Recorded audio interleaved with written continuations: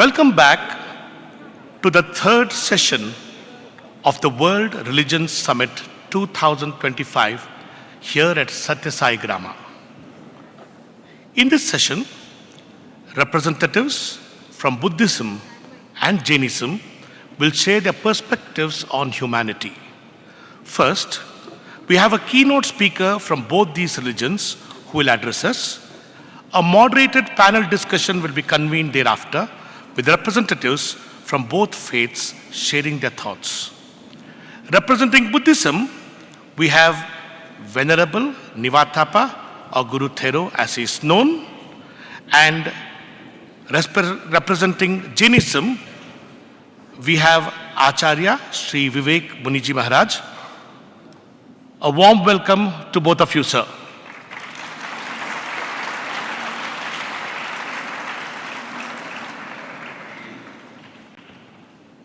So, Venerable Nivathapa Thero is the abbot of Jetavanarama Buddhist Monastery in Ratnapura, Sri Lanka, a center dedicated to healing hearts and mending minds. His talks are known for their ability to translate profound philosophical ideas such as mindfulness, compassion, impermanence, and the middle path into simple, practical insights for modern life. Venerable Guru Thero, please.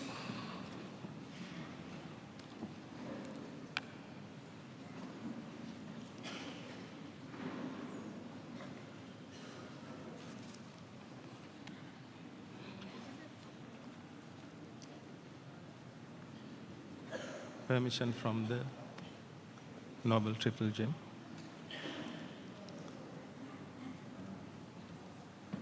Venerable Acharya,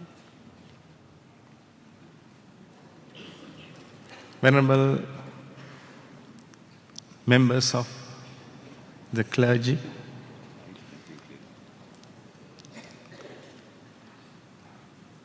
respected elders, teachers, the dignitaries,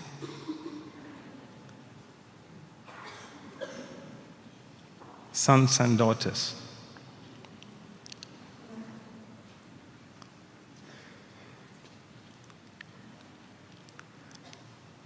Actually, I'm here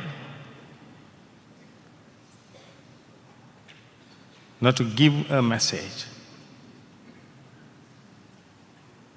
I'm here to let you see a message.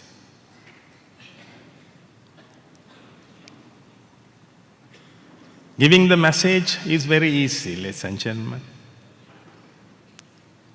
But be the message is very hard. Today morning, we saw great people on this stage who have achieved happiness in their life. Now they spread happiness throughout the world. That's why they were gathered here under the mission, one world, one family. You all work towards it. You all want to see a better world to live.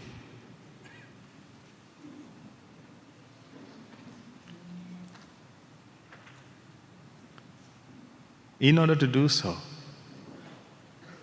what can we do?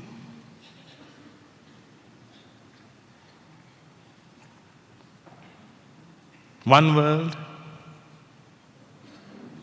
one family.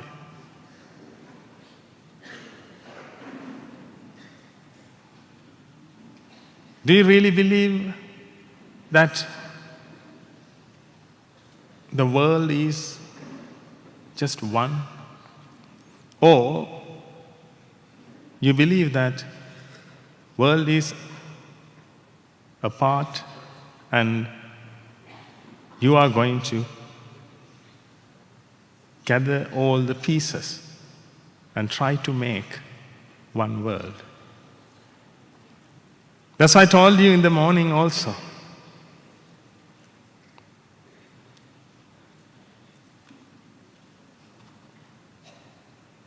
If you do this, you have to practice.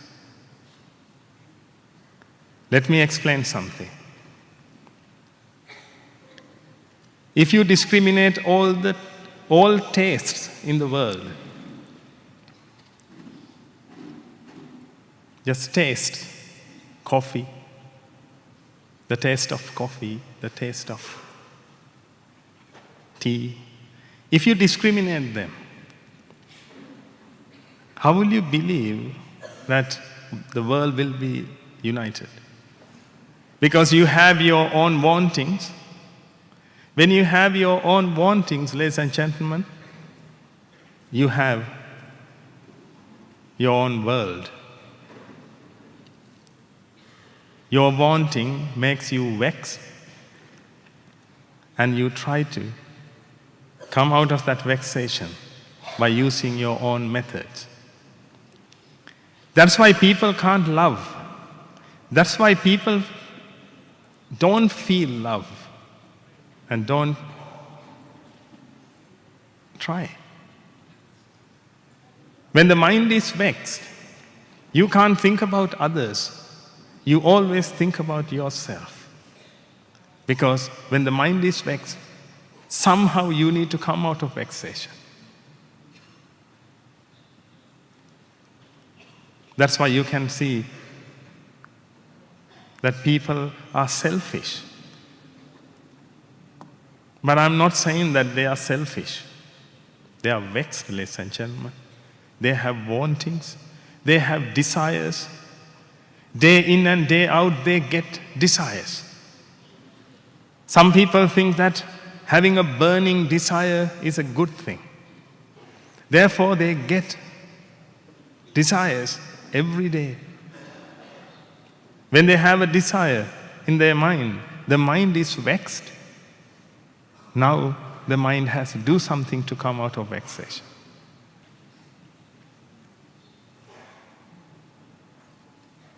When they do that, they can earn merits or they can earn demerits. They can commit sins. When your mind is vexed, anger is created.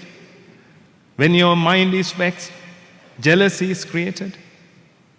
Then when you come out of jealousy, when you come out of anger, you harm others. If you harm others, you can't unite the world. If you discriminate others, you can't unite the world. This should start from your own mind, ladies and gentlemen. You have to. You have to have a serene mindset. You have to tame your mind and have a serene mindset. Then only can you love. Then only can you work out of compassion.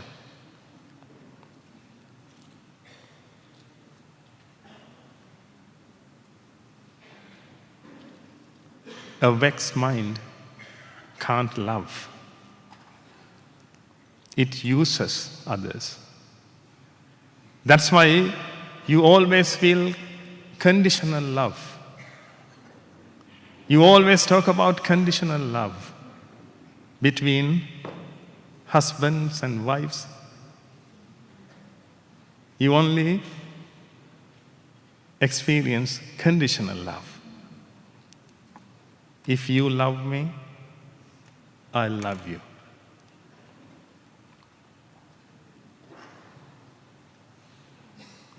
I think that's a business, ladies and gentlemen. That's a transaction. That's a joint venture. If you give this, I will give you this.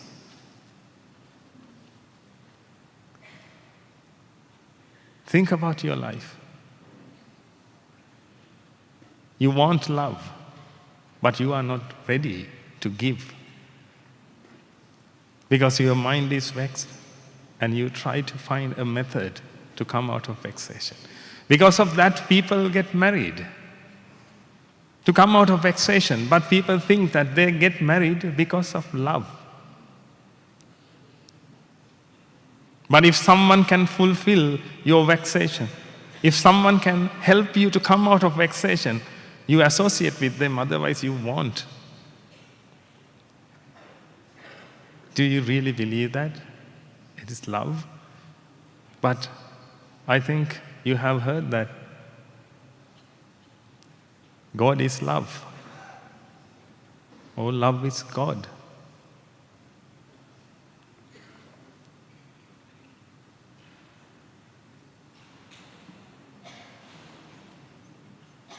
If you can't achieve a placid mindset,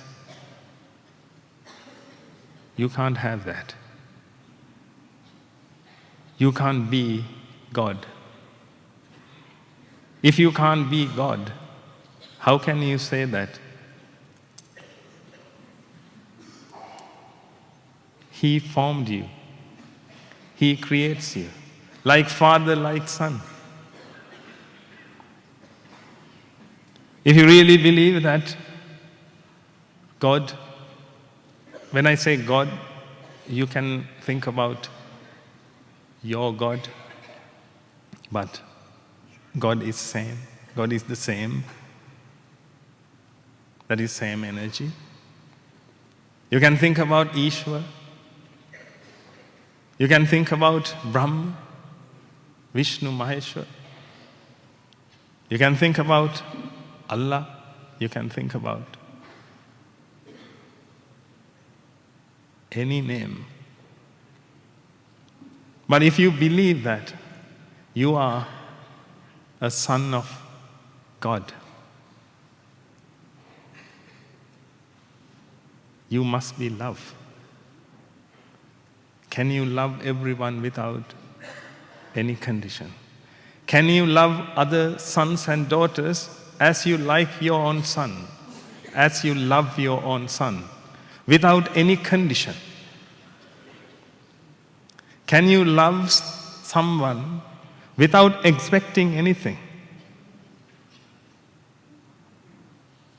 This is what we have to achieve. If you can achieve this, then we will help everyone to achieve this. When everyone achieves this, the mission, the great mission of His Holiness Sadhguru Sri Madhusudan Sai will come to fruition. I'm pretty sure about that. Otherwise, we will talk about this. We will talk about this because discrimination occurs in your mind, perhaps because of colors, perhaps because of taste, perhaps because of smell. To understand this, I'll ask one question.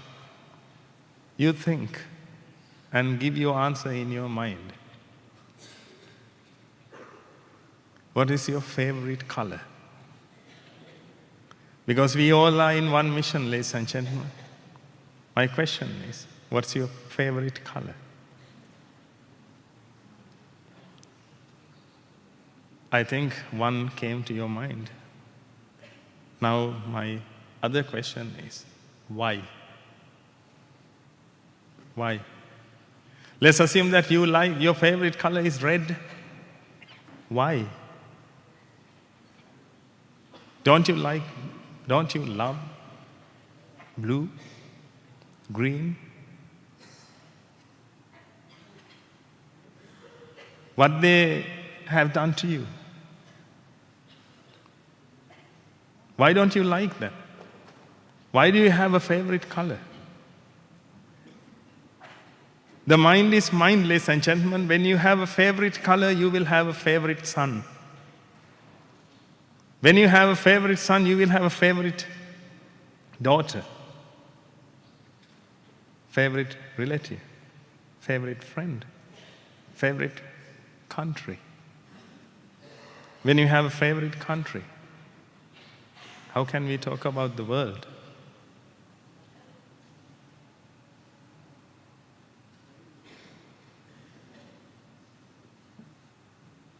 When you have a favorite color, how can we talk about the world? When you love one color, you miss all other colors. When you love one taste, you miss other tastes.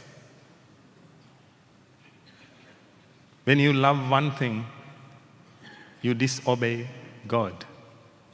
Therefore, you always face the music. You always be punished. That's why you suffer. There's a reason behind that, ladies and gentlemen.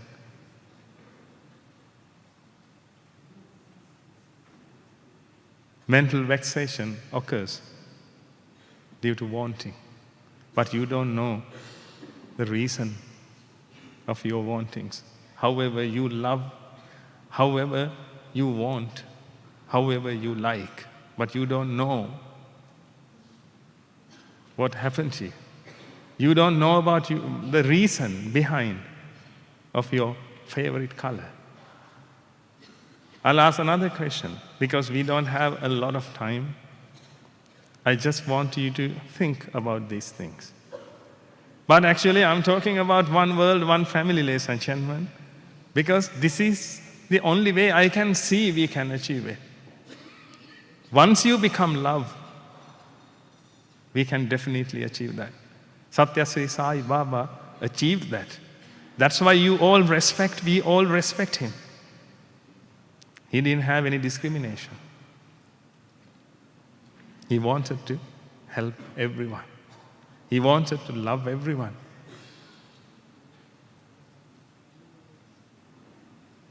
All the gurus, the Buddha, the Jaina Mahavir, Jesus Christ, Prophet Muhammad, so on. All the gurus. They had love in their heart.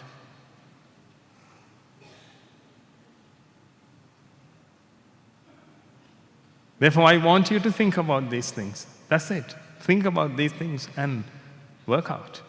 Work out your salvation. Be a happy person. Without any condition. Be a happy person. You can't say that I have this degree, I have that PhD, therefore I'm happy. You can't say that I'm helping everyone in the world, therefore I'm happy. Don't use that therefore. Without that therefore, you must be happy. That's the happiness we are talking about. Otherwise, your happiness is conditional. If you miss that, you won't able to be happy. Then you will be vexed. Then you will destroy the world. You will separate the world because you want to come out of vexation. You always talk about bad people. You always talk about bad people because they separate the world. I don't want to mention their names. You always talk about them. They like the world to be separated. Then they can govern it. Now you want to make it united. You can do that.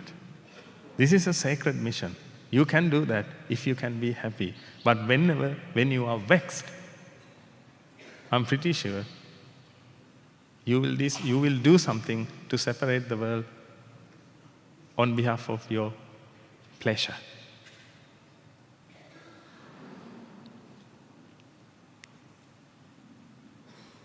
Therefore, use your religion. Use your religion, use your faith to achieve your salvation. Think about your salvation. Think about your mental serenity. This is what we have achieved. That's what you can see from us. We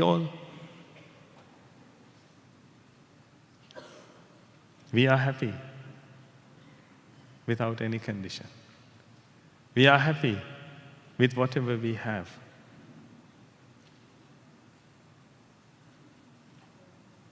We are happy in any condition. Therefore, we don't want to separate the world. We always surrender to God.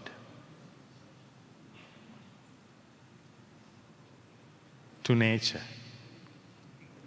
Someone believes God, someone believes nature. Vasudevah sarvamiti samatma sudullabha. I can remember that when Sadhguru Sri Madhusudan Sai came to our monastery, he did a short discourse to our monks and nuns. Then he used that. He used that sloka.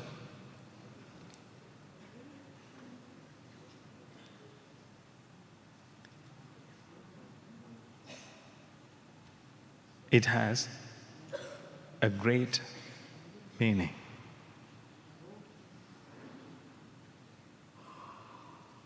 From the Bhagavad Gita. Bahunam, you all know that? Yeah? Bahunam, Jnanaman man prapadyate. Vasudevah sarvamiti samahatma sudullabha. There, when I heard that, Vasudevah sarvamiti, someone can believe that it's Lord Krishna, Lord Vishnu. Someone can believe that that's nature. One day, if you can surrender to nature, you will be the happiest person in the world. In order to do so, you won't have any, or you can't have any desires in your mind. You can help everyone, but you don't have any desires. Like I'm talking to you, I don't have any desire for you to understand this, even.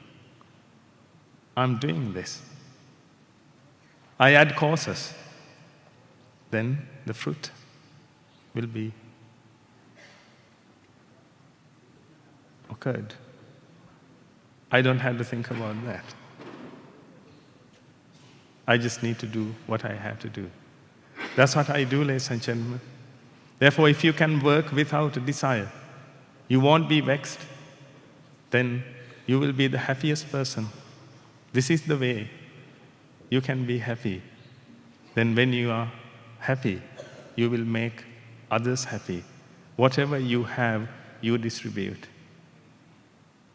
Whatever you have, you give. When you have money, you give money. When you have happiness, you give happiness.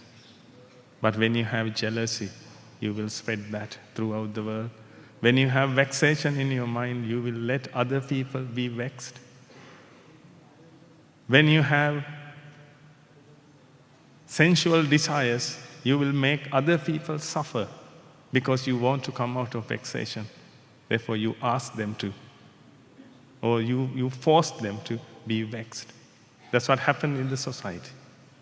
Therefore, if we need to protect our children, our sons and daughters from these things, we must understand this.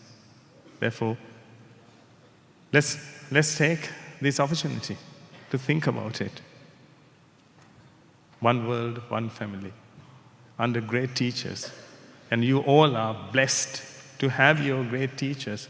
And we can see that you all practice what your teacher or teachers asked you to practice.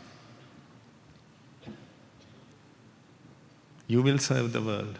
You will make the world a better place to live. Let's be happy. Let's have a serene mindset to be happy. Use your, whatever the religion you follow, whatever the faith you follow, respect that and try to climb to the summit, as this is World Religion Summit. Climb onto the summit, then you will see that everything is the same. But if you don't climb, you won't be happy. Therefore, I don't take that much time because I want these great human beings to share their message with you.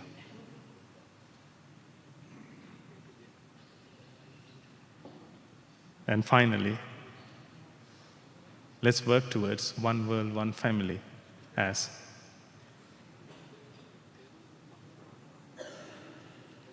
people who have a serene mindset, a serene mind, calm mind, placid mind, like a placid lake. Thank you very much. May the blessings of the Noble Tradition be with you all. Thank you.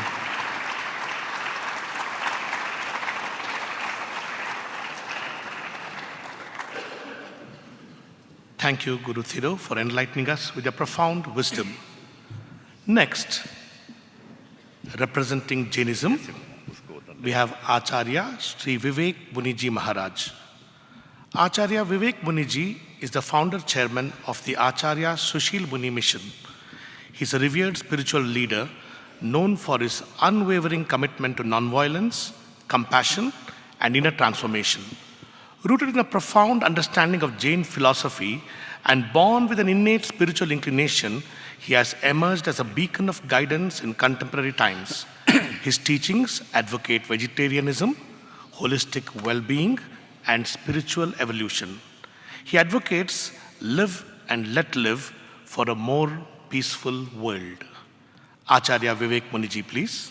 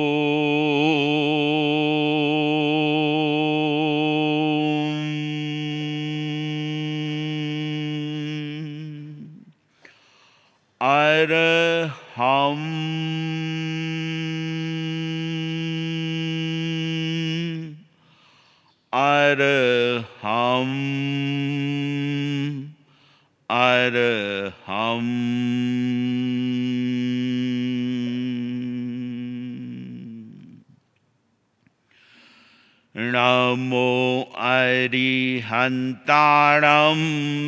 Namo Siddharanam, Namo Ayiriyanam, Namo Vajjayanam, Namo Loye Sabsahunam, Eso Panch Namo Karo sab pavapanasano mangalaranch sabbesim padbam havai mangalam. Om Ajnanatimirandhana Jnananjan Salakaya Chakshurunmilitam Menaha Tasmai Sri Gurube Namaha. Omkar Bindu Sanyuktam Nityam Dhyayanti Yoginaha Kamadam Mokshadam Chaiva Om Karaya Namo Namaha.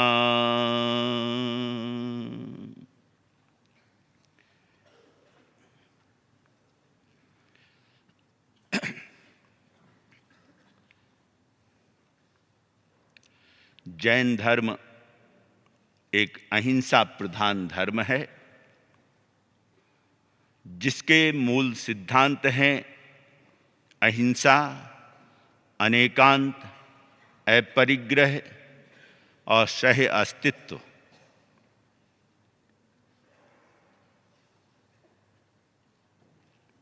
One world one family. भगवान महावीर स्वामी ने भी कहा है, एगा मनुष्य जाई, कि सारी मनुष्य जाति एक है, उसमें किसी प्रकार का कोई भेद नहीं है। और जब हम पूरे इस वर्ल्ड को, विश्व को एक परिवार मानते हैं, तो परिवार के सदस्यों में, जैसे आपकी फैमिली में, परिवार में किसी को भी कोई पीड़ा होती है, कोई तकलीफ होती है, या किसी भी चीज की कमी होती है, अभाव होता है, तो उसकी उस पीड़ा को, उसके उस अभाव को, उसकी उस कमी को आप पूरा करने की कोशिश करते हैं। इसी प्रकार से जब हम अपने परिवार से थोड़ा बड़ा सोचते हैं, तो हम समाज की तरफ जाते हैं, अपने समाज का भला करने के लिए। समाज में जो बुराइयां हैं, कुरीतियां हैं, जो समस्याएं हैं, प्रॉब्लम्स हैं,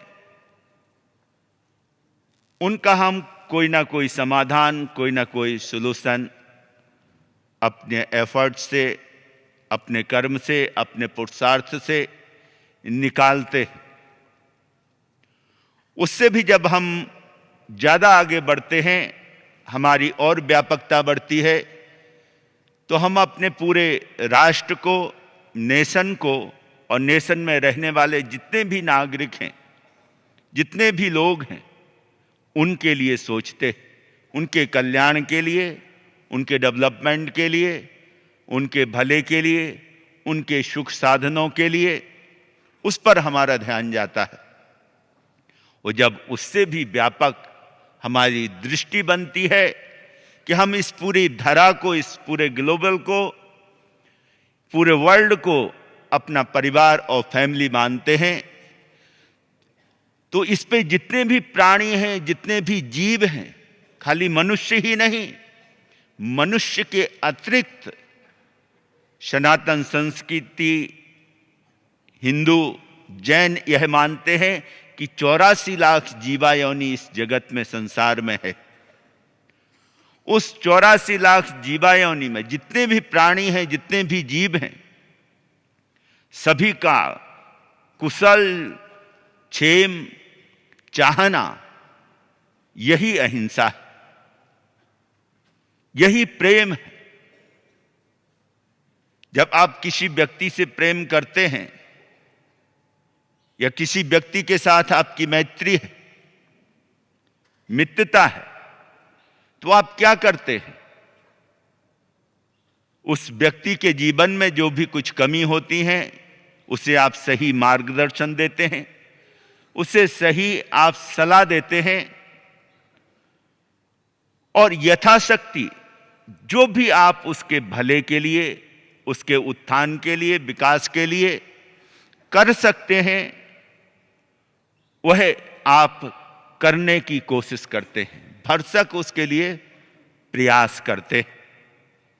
यहीं से प्रेम की शुरुआत होती है, जिसकी बात देखें तो सभी धर्मों ने कही है। All religion teach the love. सभी धर्म हमें प्रेम की ही शिक्षा देते हैं, अहिंसा की ही शिक्षा देते हैं, ब्रदरहुड की, भाईचारे की ही बात करते हैं, मानवता की बात करते हैं। तो जैन धर्म भी हमें अहिंसा की बात करता है। अहिंसा यही नहीं है केवल कि हम किसी जीव को मारे नहीं, किसी जीव को नुकसान ना पहुंचाएं, सताएं ना, यह तो अहिंसा का रूप है ही, लेकिन इसके साथ साथ अहिंसा का बहुत व्यापक रूप है कि हम स्वयं जिएं और अन्य जीवों को, अन्य प्राणियों को, अन्य लोगों को भी जीने दें, और जीने के साथ साथ उनके विकास में सहयोगी बने। उसके लिए प्रेम आएगा, उसके लिए करुणा आएगी, उसके लिए दया आएगी।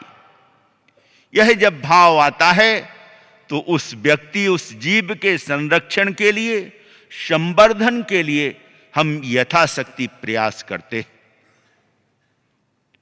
तो जीवों का संरक्षण, संवर्धन करना, उनके विकास में सहयोगी बनना, यह अहिंसा है, यह अहिंसा का व्यापक रूप है। आज पूरे विश्व को इसी की जरूरत है। तीसरे विश्व युद्ध की कगार पर खड़े हुए विश्व को भगवान महावीर की अहिंसा, भगवान राम की मर्यादा, भगवान श्री कृष्ण का गीता संदेश, यीशु का प्रेम, बुद्ध की करुणा, हजरत मोहम्मद का भाईचारा, गुरु नानक देव का सेवा भाव और अन्य जो महापुरुषों ने हमें पूरी मानवता के लिए सार्वभौमिक सिद्धांत दिए हैं, आज उनको आत्मसात करने की, उन्हें अपनाने की जरूरत है। अहिंसा हमारे जीवन में क्यों होनी चाहिए? भगवान महावीर से जब पूछा कि धर्म क्या है, तो उन्होंने उस समय भी सैकड़ों धर्म की अलग अलग परंपराएं, अलग अलग पंथ, अलग अलग मान्यताएं और अलग अलग पूजा पद्धतियां थीं। तो उस समय भगवान महावीर ने ये नहीं कहा कि ये धर्म है। उन्होंने धर्म की व्याख्या करते हुए कहा, बत्थु सहाबो धम्मो, कि वस्तु का जो स्वभाव है वह उसका गुण धर्म है। जैसे जल का, वाटर का स्वभाव क्या है? शीतलता। अग्नि का स्वभाव क्या है? उष्णता, गर्मी। वायु का स्वभाव क्या है? प्रवाहित होना, सतत बहना। तो जैसे पंचभूतों का जो धर्म है, स्वभाव है, नेचर है, वह धर्म है। तो कहा कि मनुष्य का धर्म क्या है? तो मनुष्य का धर्म अहिंसा है, मनुष्य का धर्म शांति है, मनुष्य का धर्म करुणा है, दया है, मनुष्य का धर्म वात्सल्य और स्नेह है, मनुष्य का धर्म क्षमा है और मनुष्य का धर्म परस्पर एक दूसरे को सहयोग करना है। तो यह मनुष्य का स्वभाव है। हिंसा, क्रोध, मान, माया, लोभ, ये मनुष्य का स्वभाव नहीं है, ये मनुष्य का विभाव है। अशांति मनुष्य का विभाव है। अशांत वही व्यक्ति होता है जो रुग्ण और बीमार हो। ये बहुत बड़ी बीमारी है। तो भगवान महावीर ने कहा कि हम अपने जीवन में, क्योंकि हम भी चाहते हैं कि कोई हमसे व्यवहार करे, बोले, तो प्रेमपूर्ण बोले, अहिंसात्मक बोले, कोई हमारी हिंसा ना करे। तो जैन धर्म ने सिद्धांत दिया है 5 व्रतों का, महाव्रतों का, जिसमें सत्य है, अहिंसा है, अचौर्य है, ब्रह्मचार्य है और अपरिग्रह। इन 5 के पालन से स्वास्थ्य समाज का, स्वास्थ्य राष्ट्र का, नेशन का और स्वास्थ्य विश्व का, वर्ल्ड का विकास होता है। क्योंकि हर व्यक्ति चाहता है कि हमारे जीवन में कोई भी राष्ट्र धर्म को मानता हो, ना मानता हो, कोई आस्तिक हो या नास्तिक हो, वो अहिंसा को जरूर मानता है। कोई भी राष्ट्र खुली हिंसा की, खुली वायलेंस की छूट नहीं देता। और कोई भी राष्ट्र ये नहीं कहता है कि खुला आप झूठ बोलें। झूठ का वहां दंड मिलता है। और आपसे भी अगर कोई झूठ बोल रहा है तो आपको अच्छा लगता है? नहीं लगता है। आप भी चाहते हैं हमसे कोई बोले, बात करे, तो सत्य बोले, सही बोले, झूठ ना बोले। तो जब झूठ जैसा आपको अच्छा नहीं लगता है तो हम भी किसी दूसरे से झूठ ना बोलें। कोई अगर आपकी चोरी करता है, आपकी वस्तुएं चुराता है, आपका धन चुराता है या और चीजें चुराता है, तो आपको अच्छा लगता है? नहीं लगता। तो हम भी किसी की चोरी ना करें। अचौर्य, ब्रह्मचार्य। कोई भी धर्म, कोई भी राष्ट्र, चाहे धार्मिक हो, चाहे नास्तिक हो, आस्तिक हो, धर्म को मानता हो या ना मानता हो, कोई भी खुले व्यभिचार की छूट नहीं देता। सभी राष्ट्र एक संयम में, एक मर्यादा में रहने का सिद्धांत और विधान, वहां का जो कॉन्स्टिट्यूशन है, वहां का जो संविधान है, या धर्म के जो सार्वभौमिक सिद्धांत हैं, उसे कहते हैं कि एक मर्यादा में, एक लिमिट में आपको रहना चाहिए। तो अचौर्य के बाद में ब्रह्मचारी का पालन और अपरिग्रह का सिद्धांत, कि कोई भी व्यक्ति अगर अकेले सारी चीजों को संग्रह कर ले, इकट्ठी कर ले,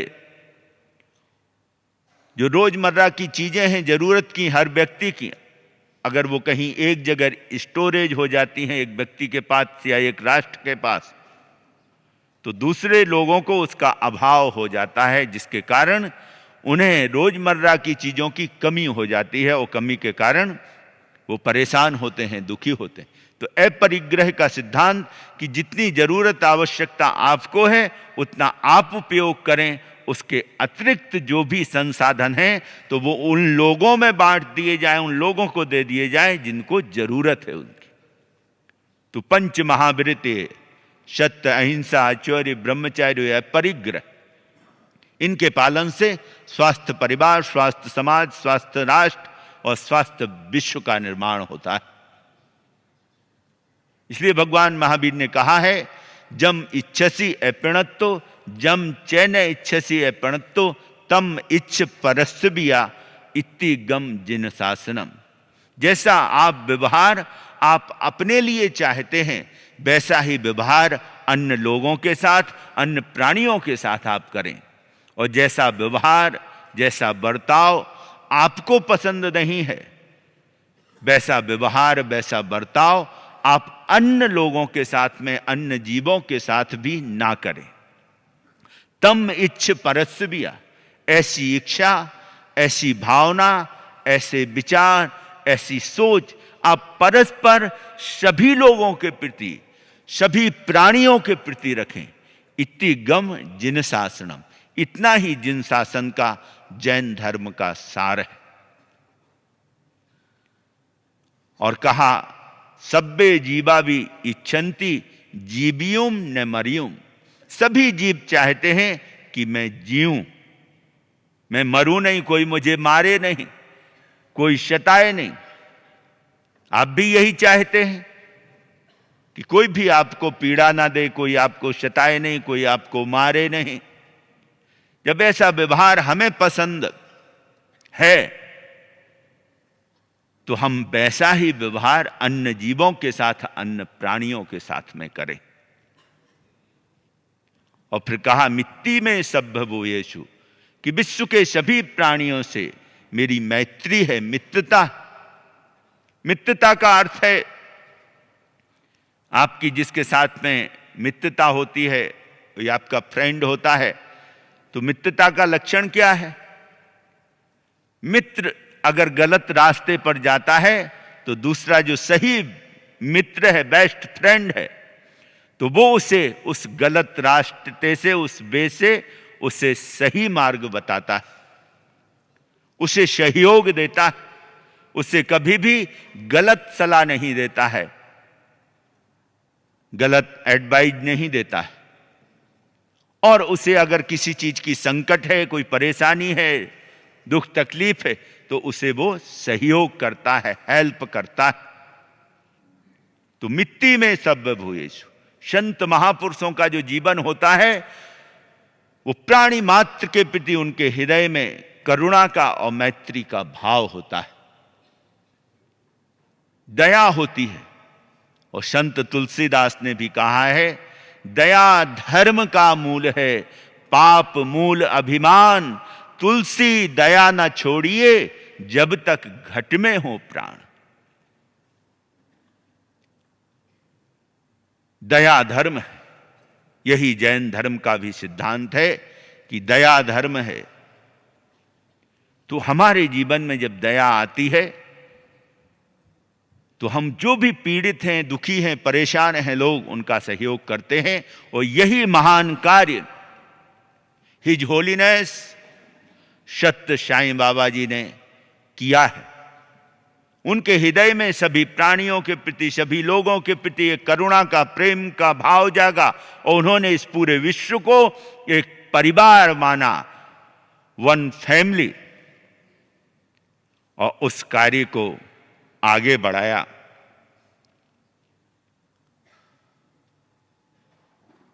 तो एक परिवार और परस्पर उपग्रहो जीवा नाम का जैन धर्म का सिद्धांत है कि परस्पर हम एक दूसरों के लिए उपकारी बने, एक दूसरों के लिए सहयोगी बने। क्योंकि life is not dependent, life is interdependent. हमारा जीवन एक दूसरे पर आश्रित है। अगर हम जी रहे हैं तो कोरोना काल में आपने देखा है, ऑक्सीजन जिन्हें ना मिली और इन्फेक्शन अगर फेफड़ों में हुआ तो बिना ऑक्सीजन के जीना मुश्किल हो गया है। ऑक्सीजन कहां से मिलती है? हमें वृक्षों से मिलती है, पेड़ पौधों से मिलती है। और कार्बन डाइऑक्साइड हम छोड़ते हैं, वो उनके लिए जीवन है, वृक्षों के लिए। और ऑक्सीजन हमारे लिए जीवन है, जिसके बिना हम एक क्षण भी नहीं जी सकते। तो प्रकृति में जितने भी जीव हैं, प्राणी हैं, स्पीसीज हैं, वो सभी इस सृष्टि के संचालन में परस्पर सहयोगी हैं। तो मनुष्य इस सृष्टि का सर्वश्रेष्ठ प्राणी है। उसका यह परम कर्तव्य है कि वो सभी जीवों के प्रति, सभी प्राणियों के प्रति उनका खेम कुशल चाहते हुए परमात्मा से, ईश्वर से प्रार्थना तो करे ही करे, लेकिन उसके साथ यथाशक्ति उनके संरक्षण के लिए, उनके संवर्धन के लिए उसे सतत पुरुषार्थ, सतत कार्य करते रहना चाहिए। तभी वो जीवन में मनुष्य कहलाने का अधिकारी। आप देखें प्रकृति का कण कण, क्षण क्षण और हमेशा बिना हारे, बिना थके सतत निर्माण में लगा हुआ है, परोपकार के कार्य में लगा हुआ है। जैसे हिमालय से बहती हुई शीतल नदियां इस संतप्त धरा को शीतलता और हरियाली प्रदान करती। एक पुष्प फूल विकसित होकर के पूरे वातावरण को सुगंधित करता है। सूर्य स्वयं तप करके पूरे जगत को प्रकाश देता है, रोशनी देता है, लाइट देता है। चंद्रमा शीतलता प्रदान करता है। वृक्षों को आप देखें, वृक्षों में फल आते हैं तो वो झुक जाते हैं, वो फल देते हैं। पक्षियों को बसेरा देते हैं। कोई राहगीर गर्मी में अगर चल रहा है तो वो उसके वृक्ष के नीचे आता है तो उसे शीतल छाया प्रदान करते हैं।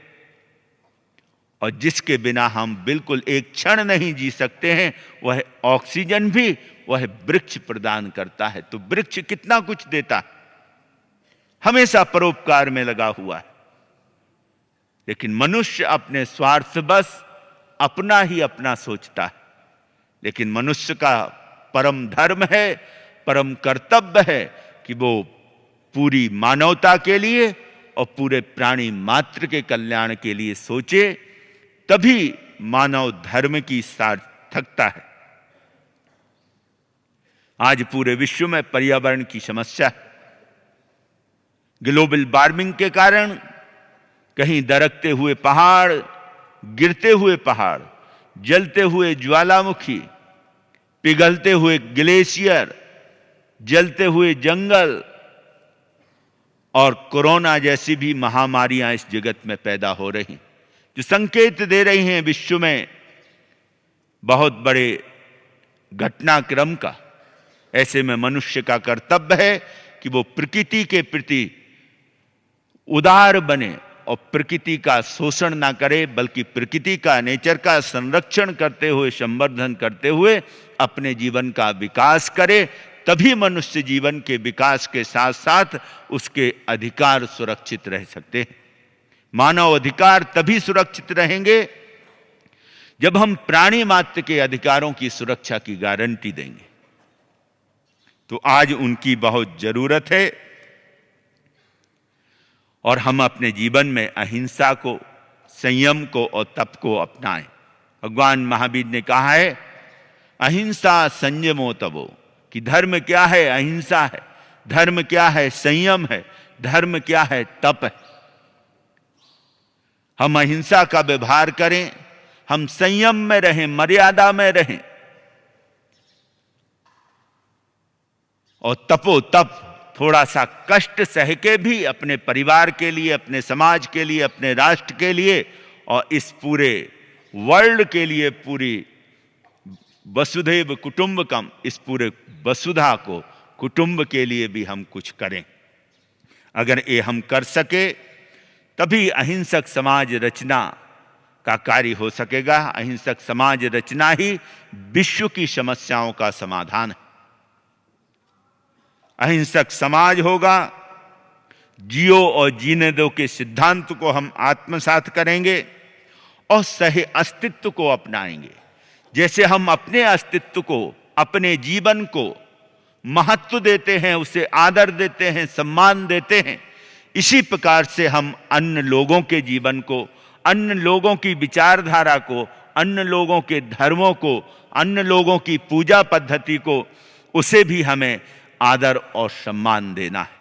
हम अपनी उपासना जो करते हैं वो करें, अपने धर्म को माने, अपनी संस्कृति और कल्चर को माने, लेकिन अगर कोई दूसरा अन्य धर्म को या अन्य पूजा पद्धति को अपनाता है तो उसका भी हम अनादर ना करें, उसको हम नुकसान ना पहुंचाएं, उसको हम गालियां ना दें, उसका हम विरोध ना करें, बल्कि उसे भी हम आदर और सम्मान की दृष्टि से देखें।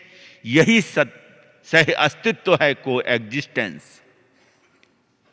और आज इसे अपना करके ही वन वर्ल्ड और वन फैमिली की जो संदेश है, इस वर्ल्ड रिलीजियस समिट का, इस सुंदर सत्य साईं बाबा ग्राम के उद्यान में, जो बहुत ही पॉजिटिविटी से भरा हुआ है, जहां का वातावरण एक अहिंसामय और प्रेममय है, जहां के कण कण में बसे प्रेम और अहिंसामय वातावरण में आकर के हृदय गदगद हो जाता है। तो इस अवसर पर मैं इतना ही कहूंगा, विश्व समन्वय अनेकांत पथ, सर्वोदय का हो प्रतिपल गान, मैत्री करुणा सब जीवों पर, अहिंसा धर्म जग ज्योति महान, अहिंसा धर्म जग ज्योति महान। वर्ल्ड रिलीजियस समिट की मधुर बेला में बहे अहिंसा शांति प्रेम की छल छल धारा, शांत स्वच्छ शीतल हो तन मन, शांत स्वच्छ शीतल हो तन मन, मिटे अंतर जगत और बहिर्जगत का कलमल सारा, मिटे अंतर जगत और बहिर्जगत का कलमल सारा। इन्हीं मंगल भावों विचारों के साथ में मैं रिस्पेक्टेड श्री मधुसूदन साईं जी को इस कार्यक्रम के लिए और यह सुअवसर उन्होंने हमें प्रदान किया है, उनके लिए हार्दिक शुभकामनाओं और उनका मैं आभार व्यक्त करते हुए अपनी वाणी को विराम देता हूँ। ओम शांति शांति शांति, Om peace peace piece.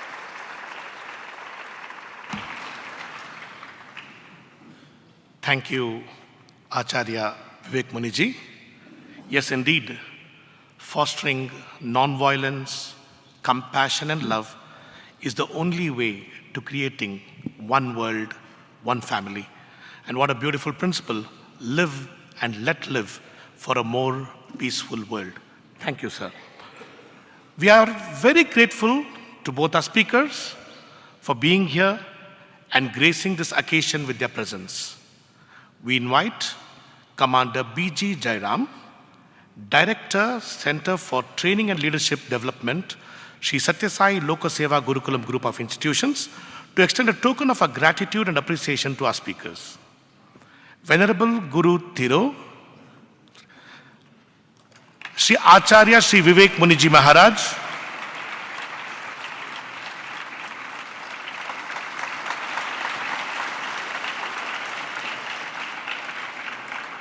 Venerable Guru Thiro,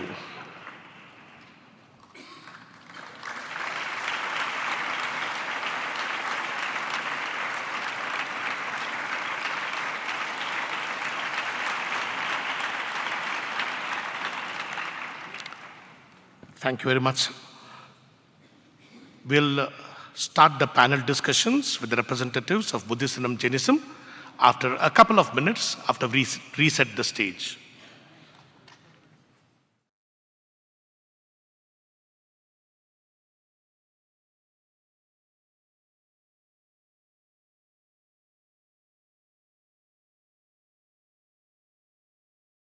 We first invite our moderator for this session, Dr. A.K. Merchant. Dr. A.K. Merchant. Thank you very much.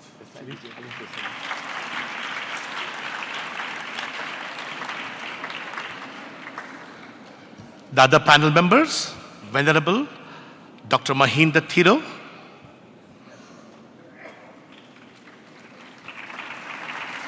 Venerable Yen Sokne, Mr. Shantaline Chamunti,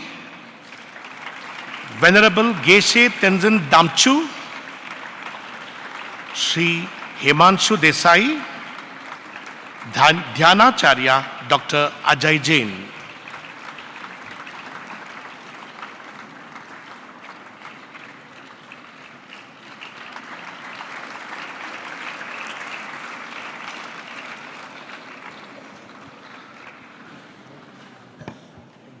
The session will be moderated by Dr. A.K. Merchant. He is the General Secretary, Temple of Understanding India Foundation, Secretary, Spiritual Assembly of Baha'is of Delhi, and the co-convener of the Moksha Trust. Venerable Dr. Mahendra Thiro is a Buddhist monk from Jetavanarama Buddhist Monastery in Ratnapura, Sri Lanka. Under his spiritual leadership, the monastery runs deep Dhamma programs, meditation retreats, and social service initiatives like drug rehabilitation and youth education. Venerable Yen Sokne is a Cambodian research scholar and Buddhist teacher, currently pursuing a PhD in philosophy at the University of Delhi. His doctoral work focuses on the epistemology of Vidya Pitaka, an investigation into Bhikkhu Patimokha, where he explores the philosophical foundations of Buddhist monastic discipline within the Theravada tradition. Mr. Shantaline Chamunti began his Buddhist study as a young monk until his secondary education graduation in the Buddhist school. Mr. Shantaline began his passionate mission as a village teacher, giving his full commitment in teaching countryside kids English. He also had integrated Dharma teaching in his English class to provide students with deep education in self-development by meditation techniques and education in human values. Venerable Geshe Tenzin Damchu is a highly respected Buddhist scholar and a teacher based in Dharamsala. He completed 16 years of rigorous Buddhist philosophical study at the Institute of Buddhist Dialectics in Dharamsala. He currently teaches and coordinates at Sara College for Higher Tibetan Studies in Dharamsala and has also taught in the US and at the Oxford University. And representing Jainism, we have Sri Himanshu Desai, Sevak and Trustee, Srimad Rajendra Chandra Mission, Dharampur, India, Dhyanacharya Dr. Ajay Jain, promoter and managing trustee of Jain World Mission. So over to you, Dr. A.K. Merchant. Thank you very much, Sri Vijay Sai ji. Ladies and gentlemen, dear friends, lovely children, all the venerable spiritual aspirants, teachers, guides, and the panel members here, as was introduced, each one of them come from a very distinguished spiritual path. So I'd like to, within the time frame that's with us, I'd like to first request our Venerable Mahinda Thero from Sri Lanka by posing a question. How does the Buddhist concept of giving, dana, contribute to the development of equanimity in the society? If you can please enlighten us as brief as possible so that we can have 3 rounds. Yeah. Thank you very much, Doctor, asking this question. And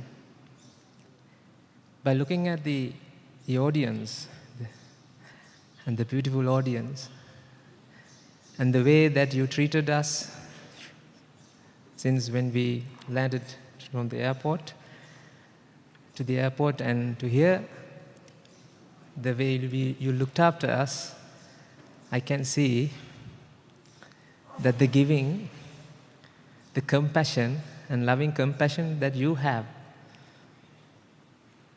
as students, we can see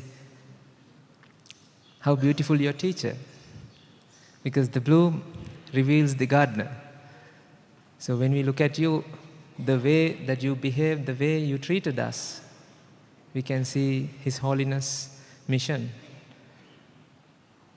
Sadguru Sri Madhusudan Sai mission, the one world, one family, is actually in action. So to answer this question, I must say that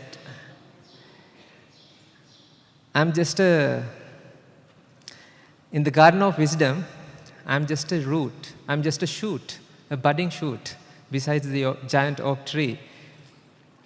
Because this is what I heard from my teacher. Without my teacher, without my guidance that I received from my teacher, Guru Tero, who spoke just before this panel discussion, I won't be able to answer this question by myself. So I must say that. So the giving, ladies and gentlemen,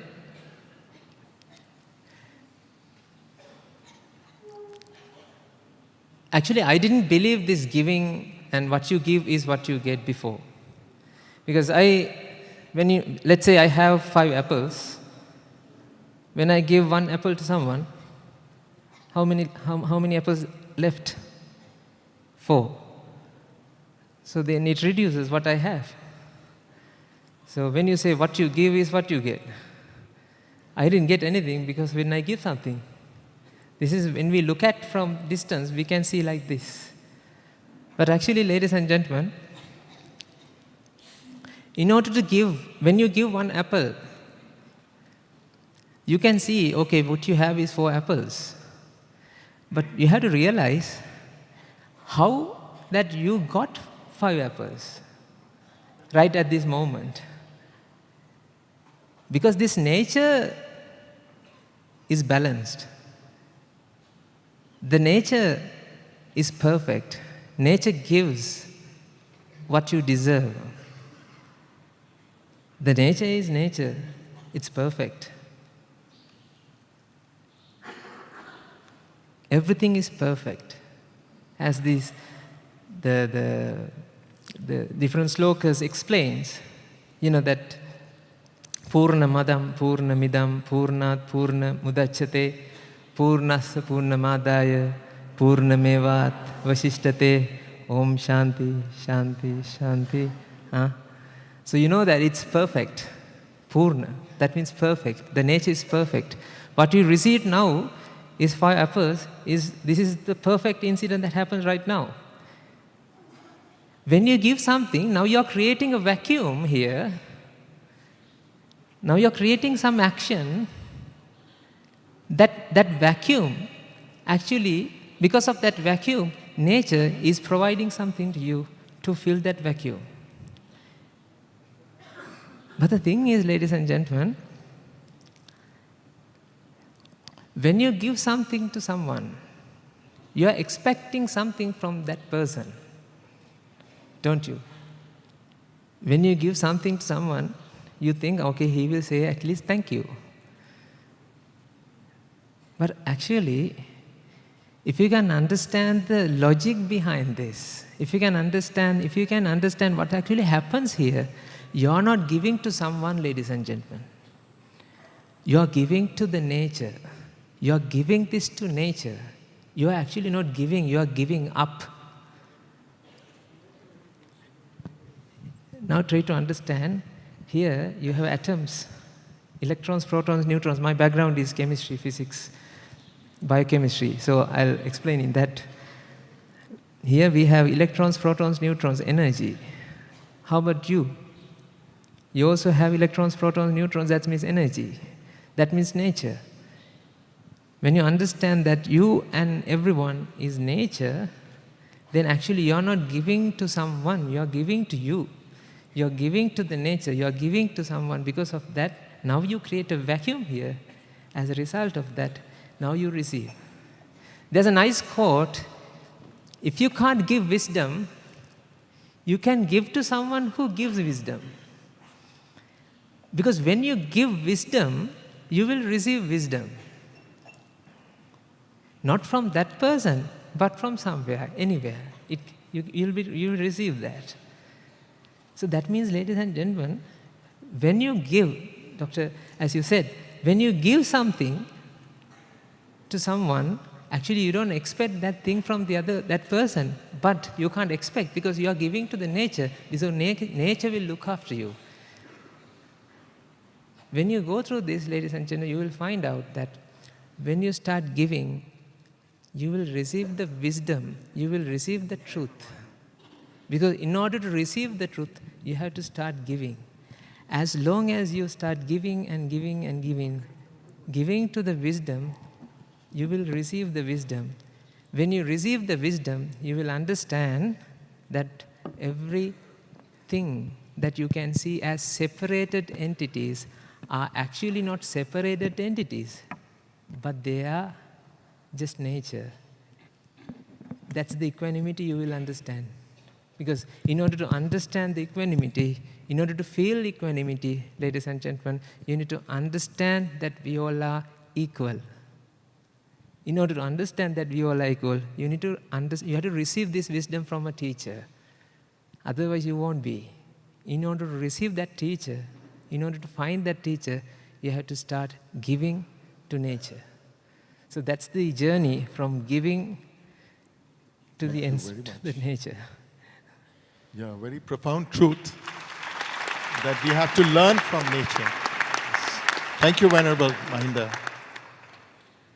I have a question for Venerable Yan Sokne, and I'd like to phrase it, in what ways can the Buddhist 5 precepts, the Panchashila, be understood as a fountain for fostering harmony and peace within both the society and the world around us? So, Venerable Yan Sukne, if you can please enlighten us on this aspect. Thank you very much for very good question. So, before going to start your question, I want to pray to the Buddha. Namo tassa bhagavato arahato sama sambuddhassa. Namo tassa bhagavato arahato sama sambuddhassa. Namo tassa bhagavato arahato sama sambuddhassa. Respected to the Buddha, respected to the Dhamma, respect to the Sangha, and especially respect to Sadguru Sai, and respect to all chief guests, all spiritual religion leader, and all dear friend, sister, and brother in the Dhamma. Today I'm very happy and so excited to be here, representing my home country, Cambodia, among such a distinguished gathering of scholars from many countries around the world. So today is the day celebrate the World Religion Summit 2025. So all the people who are gathering here, so you see that we are here, we come to promote about the peace.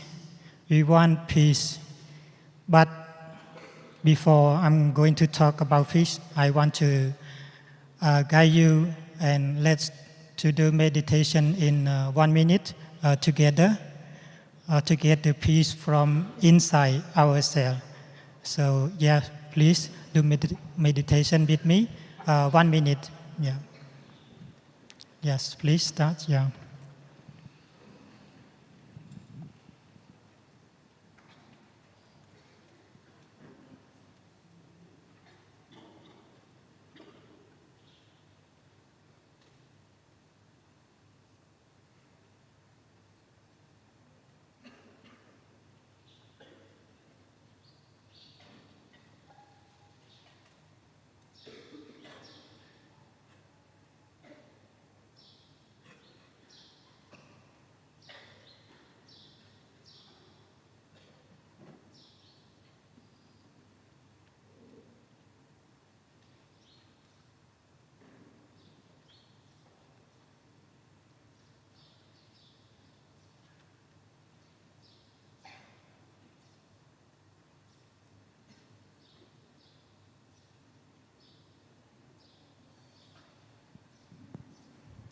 Okay.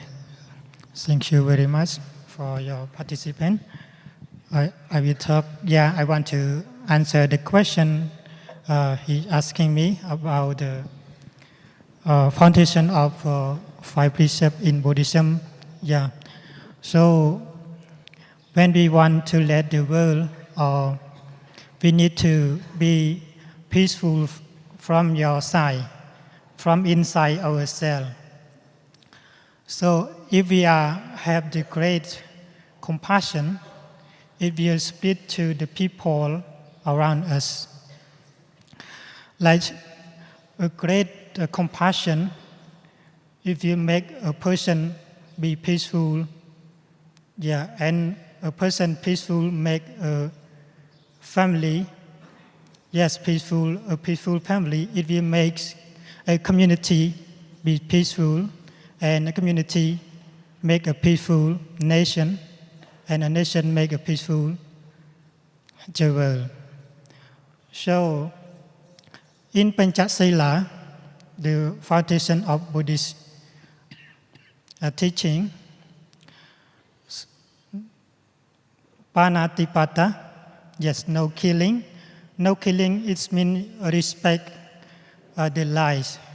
Yes, no stealing, respect another property. No sexual misconduct, respect for another one's, just honesty, and no lying, for respect for honesty, and no intoxication, drink and drunk. Yeah, if we are practicing all of 5 precepts, we will not make any mistake, or we will not make someone. We will make this world to be peaceful. Not only us, even the society, even the country will not make another suffering. If we understand or practice in the 5 precepts of the Buddha teaching. So today is the ceremony we are promote this peaceful. Here we can see all of you are happy. Like in the Buddha teaching, he said, Sappe Satta Sukhi Hantu. May a being be happy.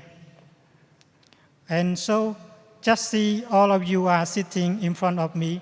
So I also happy, you also happy. It means you are happy together, and bring here to spread all the world happy together. Thank you very much.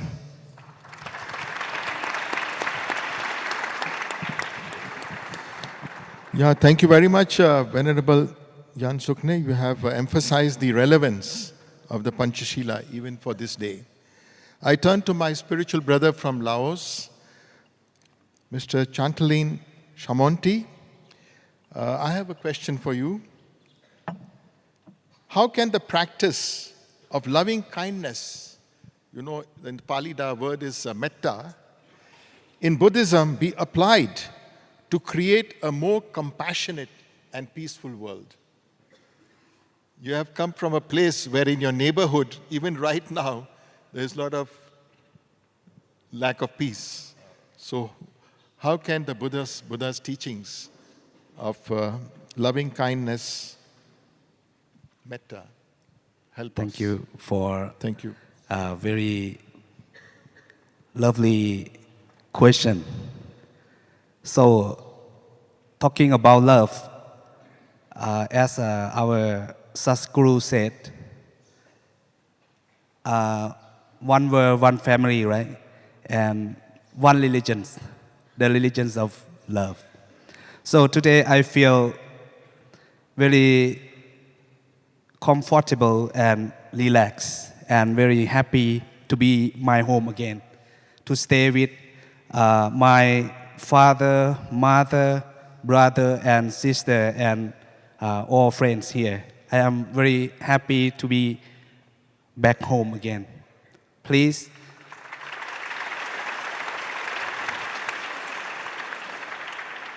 For myself, when I first arrived here, I also said that I feel like I come back home. And I have only 2 days last time.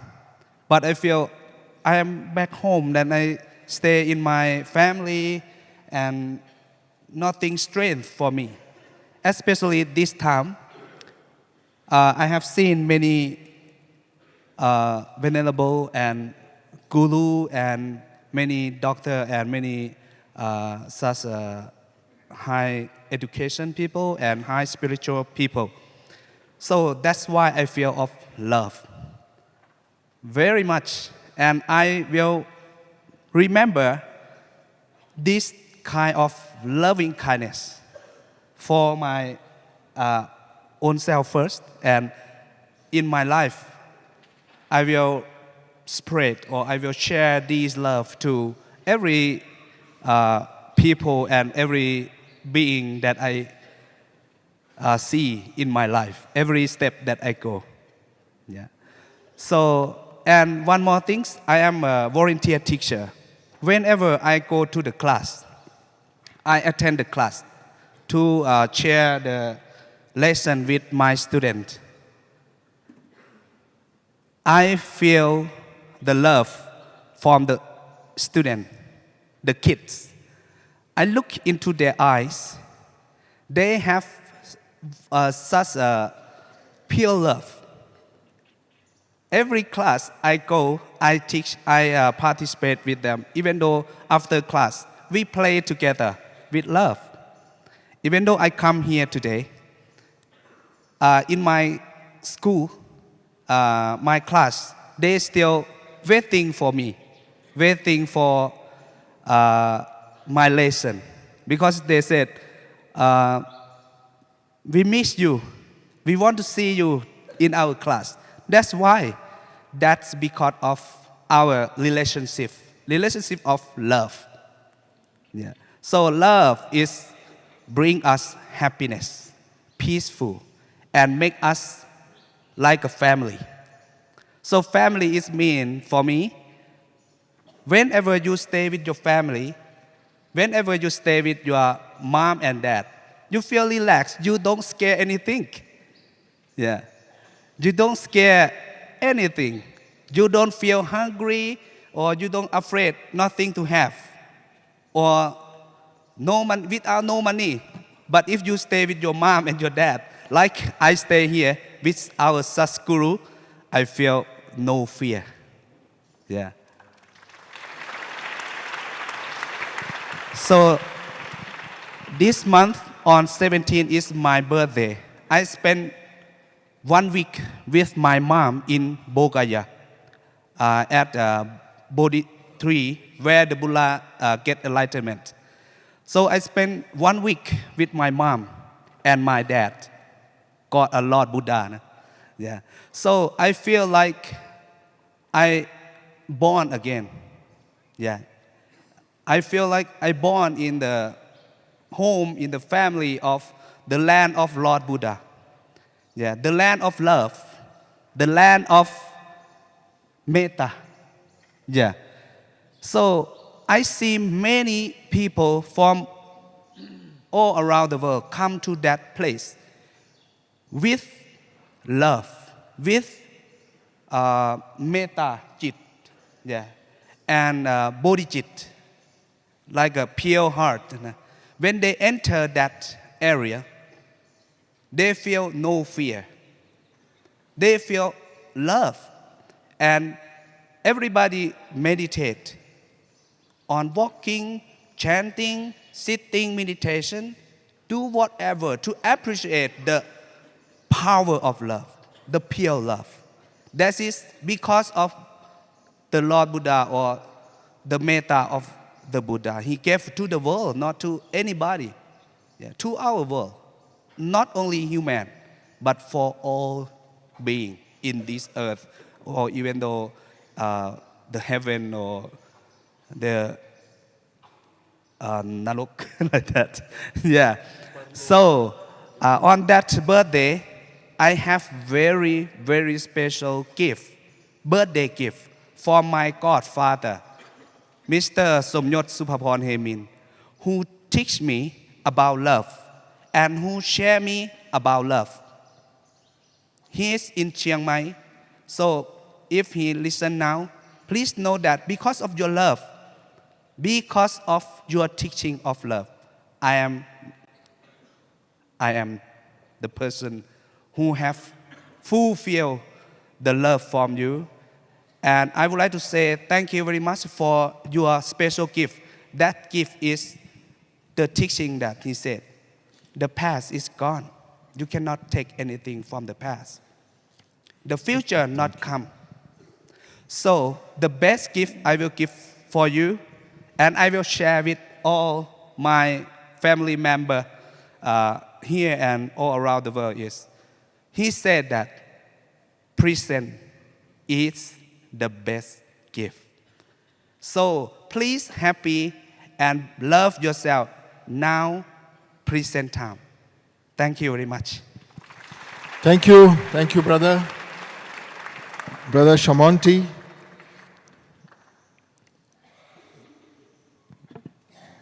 Yeah. Actually, very beautifully, he has explained how the virtue of loving kindness so powerfully touches the hearts. And I'm sure all our young friends, pupils, would surely love to come and meet you and experience. Yeah, because the virtue of loving kindness is something that's very much in deficit in the world today. Thanks a lot, and for also narrating your personal experience and telling us your date of birth, which you celebrated with your parents. Thank you. I now turn to our Venerable Geshe Tenzing Namcho, who has come all the way from the Dharamshala, the abode of His Holiness the Dalai Lama. And I have for you, Venerable Geshe-la, this question. What are the 4 main aims of His Holiness the Dalai Lama? I mean, the whole world knows that we have been celebrating his 90th birthday, and he gave several very wonderful messages to express his gratitude as well as guidance. So sure, you can please, in a few minutes, encapsulate the 4 main goals or aims of His Holiness the Dalai Lama for humanity, for the one world and one family. Geshe-la. Thank you. Namaste, namaskaram, Tashi Dile, and hello. So Tashi Dile gets a namaskaram in the Tibetan. And first of all, I would like to say thank you to the Shri Madhusudan and else the Sai Ji, and also to the organizers for having us over here and letting us to share some of the views of His Holiness the Dalai Lama to all of you. And His Holiness the Dalai Lama, the message he keeps on saying that I have 4 commitments in my life. The first one is promotion of human values, and the second one is religious harmony, and third one is being a Tibetan, work for Tibet, and the fourth one is revival of ancient Indian wisdom. Now, first one, the promotion of human values. His Holiness the Dalai Lama, wherever he goes, when he speaks about love, compassion, kindness, he always says, don't think that I'm quoting from the Buddha's view. Why? Because in this particular world, there are more than 1 billion human beings who don't believe in the religion. And if he says, like Buddha said like this, it looks like we are excluding them. Now it's a high time that we should include them rather than exclude. So when he talks about love and compassion, don't think that I'm talking from Buddha's point of view. It's a universal talk. It's a universal language. Even the non-believers too, their parents, they will never tell their wives or children, go fight. We are non-believers, like that. So they will also cherish love, compassion, kindness. So the love, compassion, kindness, it's a universal talk. And yesterday, when we came over here, some of the administrators, they took us around. It's more of like love and compassion in action. Over here, nothing to talk about what kind of religion are you believer or not, like that. It's nothing to do with it. It's more of like love and compassion, talking about the promotion of human values. And the second one, the religious harmony. In this particular world, as I've told you earlier, that there are more than 1 billion who don't believe in the religion. Now we have like atheists and non-atheists. And to wipe out the misunderstandings, so it would be a great idea to come together and have a dialogue. His Holiness the Dalai Lama always says this 21st century should be the century of dialogue. And when I first got the mail regarding the one world, one family, religious harmony, and I just thought like, oh, it's wonderful. Why? Because almost all the religious leaders, they have got like same goal and same ambition. Oh, here's the Saiji, and also talking about the love and compassion, religious harmony. Not only verbally, now putting into action. Right. So His Holiness the Dalai Lama tries to visit to the different religious institutions to bring it together. So that like, oh, they are like this, we are like this, not to wipe out the misunderstandings and to know the beauty and to know the wisdoms, sharing wisdoms to each other. Then third, being a Tibetan, walk for Tibet. As the moderator has mentioned, that His Holiness the Dalai Lama, this year he turned 90 years of age, and we are celebrating the Compassion Year. And everywhere where the Tibetans are, like, we are celebrating the compassion and also trying to organize lots of activities to promote the compassion. And it's been 66 years that His Holiness the Dalai Lama living in exile in India, and His Holiness the Dalai Lama always says, I am the son of India. Why? Because my wisdom that I have is from the Nalanda University. And I'm raised by the Indian rice and dal. So His Holiness always says, I'm the messenger of India. I'm the son of India, like that. So Indian government, especially the Indian people, we are very grateful to you guys. Thank you for like letting us to live here in India. Then the fourth one, the revival of ancient Indian wisdom. Most of the people, what they think is, oh, Tibetan Buddhism, it's a Lamaism made by the Tibetans. But in reality, it's not. His Holiness the Dalai Lama always says that the Tibetan kings, they are very, very selective. As for the wisdom is concerned, we have copied from India. The Tibetan, the 33rd king, he sent one of his ministers in India to learn the alphabets. So we share the same pronunciation. All alphabet starts with a ka, ka, kanga, cha, cha, chanya, ta, ta, thana, pa, pa, pa, ma, cha, cha, zawa, sha, sa, ha, ya, ra, la, sha, sa, ha, ah, like that. This is Tibetan. So we have copied from the Devanagari. So the knowledge that we have and the geishas, like to study the Buddhist philosophy, we all are studying the root texts written by the Indian great Buddhist masters. They're true. Those great Buddhist masters from the Nalanda universities, they were born in South India, not in North India. Kerala, Karnataka, Andhra Pradesh, like that. And as for the food is concerned, we have copied from copied from China. Rice, tukpa, momo, all these are Chinese food, not Tibetan food. Then, as for the clothes is concerned, we have copied from Mongolia. Now, during the end of the 7th century and the beginning of the 8th century, like lots of Indian Buddhist masters, they came from India to Tibet. And at that time, the Indian Buddhist masters, especially the Shantarakshita, what he came to realize was, in India, they use only Pali and Sanskrit. And it has become a kind of like drawback. Why? Because it has become a classical language. It's not the common people who understands it. It's only the some people. So he encouraged to the Tibetan kings to translate all this Buddha's teaching into Tibetan. And the Tibetan masters, they studied Indian, the Sanskrit and the Pali. And the Indian Buddhist masters, they studied the Tibetan. And with the collaboration, they have translated all the teachings of the Buddha. So now we have lost our country. We are here in India. And His Holiness the Dalai Lama reminds sometimes to the Indian community that we Indian, we call them as the land of Arya, the land of Arya. Why? Because the Buddhism started from India, right? So, and His Holiness always says, we are Chela, that too a reliable Chela. Now, the master has forgot to preserve their own identity and culture.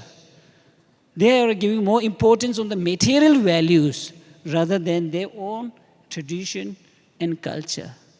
So His Holiness says, if you keep on doing like this, we won't respect you.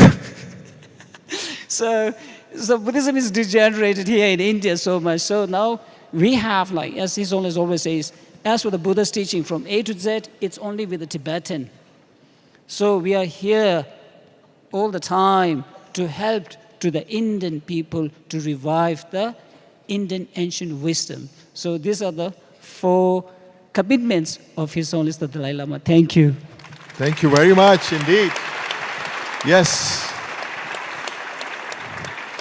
Very, very insightful, and in a very engaging manner you have shared His Holiness's vision. And of course, His Holiness is also the Apostle of Peace, or Nobel laureate. Very grateful to you. In fact, my office is very close to the Tibet House, and I walk in and learn about the culture, the books. I've written also articles. So friends, after having heard right at the plenary session in the morning some very wonderful presentations about Buddhism, about the Lord Buddha, and how throughout the world Buddhism has impacted millions upon millions of people, and our distinguished enlightened members of the panel who have answered specific questions, let me now move on to another very important tradition or religious belief system called Jainism. And I'd like to ask my good brother, Shri Himanshu Desai, we are both from Gujarat, this question: why is Jainism seen as an inclusive religion in India? And maybe it's all over the world, because I've seen it at all the parliaments of the world's religions. True. So would you like to please enlighten us on this subject? I'll try. Please, thank you. Good evening. It's been an absolute pleasure. I'm a Bangalorean by heart, by birth, and it's a sheer joy to be here amongst all of you, especially the students, because I see myself in them. Maybe 40 years ago, their bhakti, their love for Bhagwan, and their spirit of seva is commendable. ನಿಮ್ಮೆಲ್ಲರಿಗೂ ನನ್ನ ಶುಭಾಶಯಗಳು. ಬಹಳ ಸುಂದರವಾಗಿ ನೀವು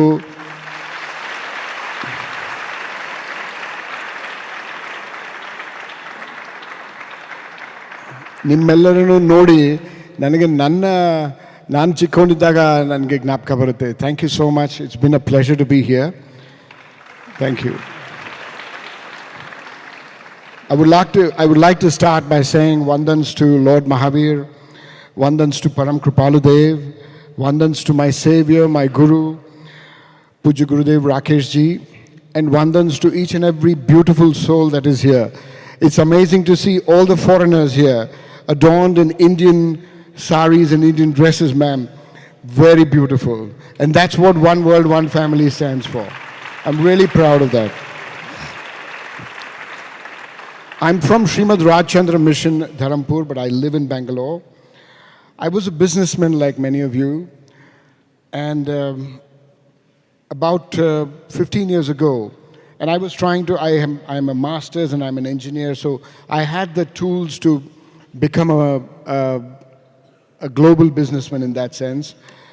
But my Guru had other plans for me.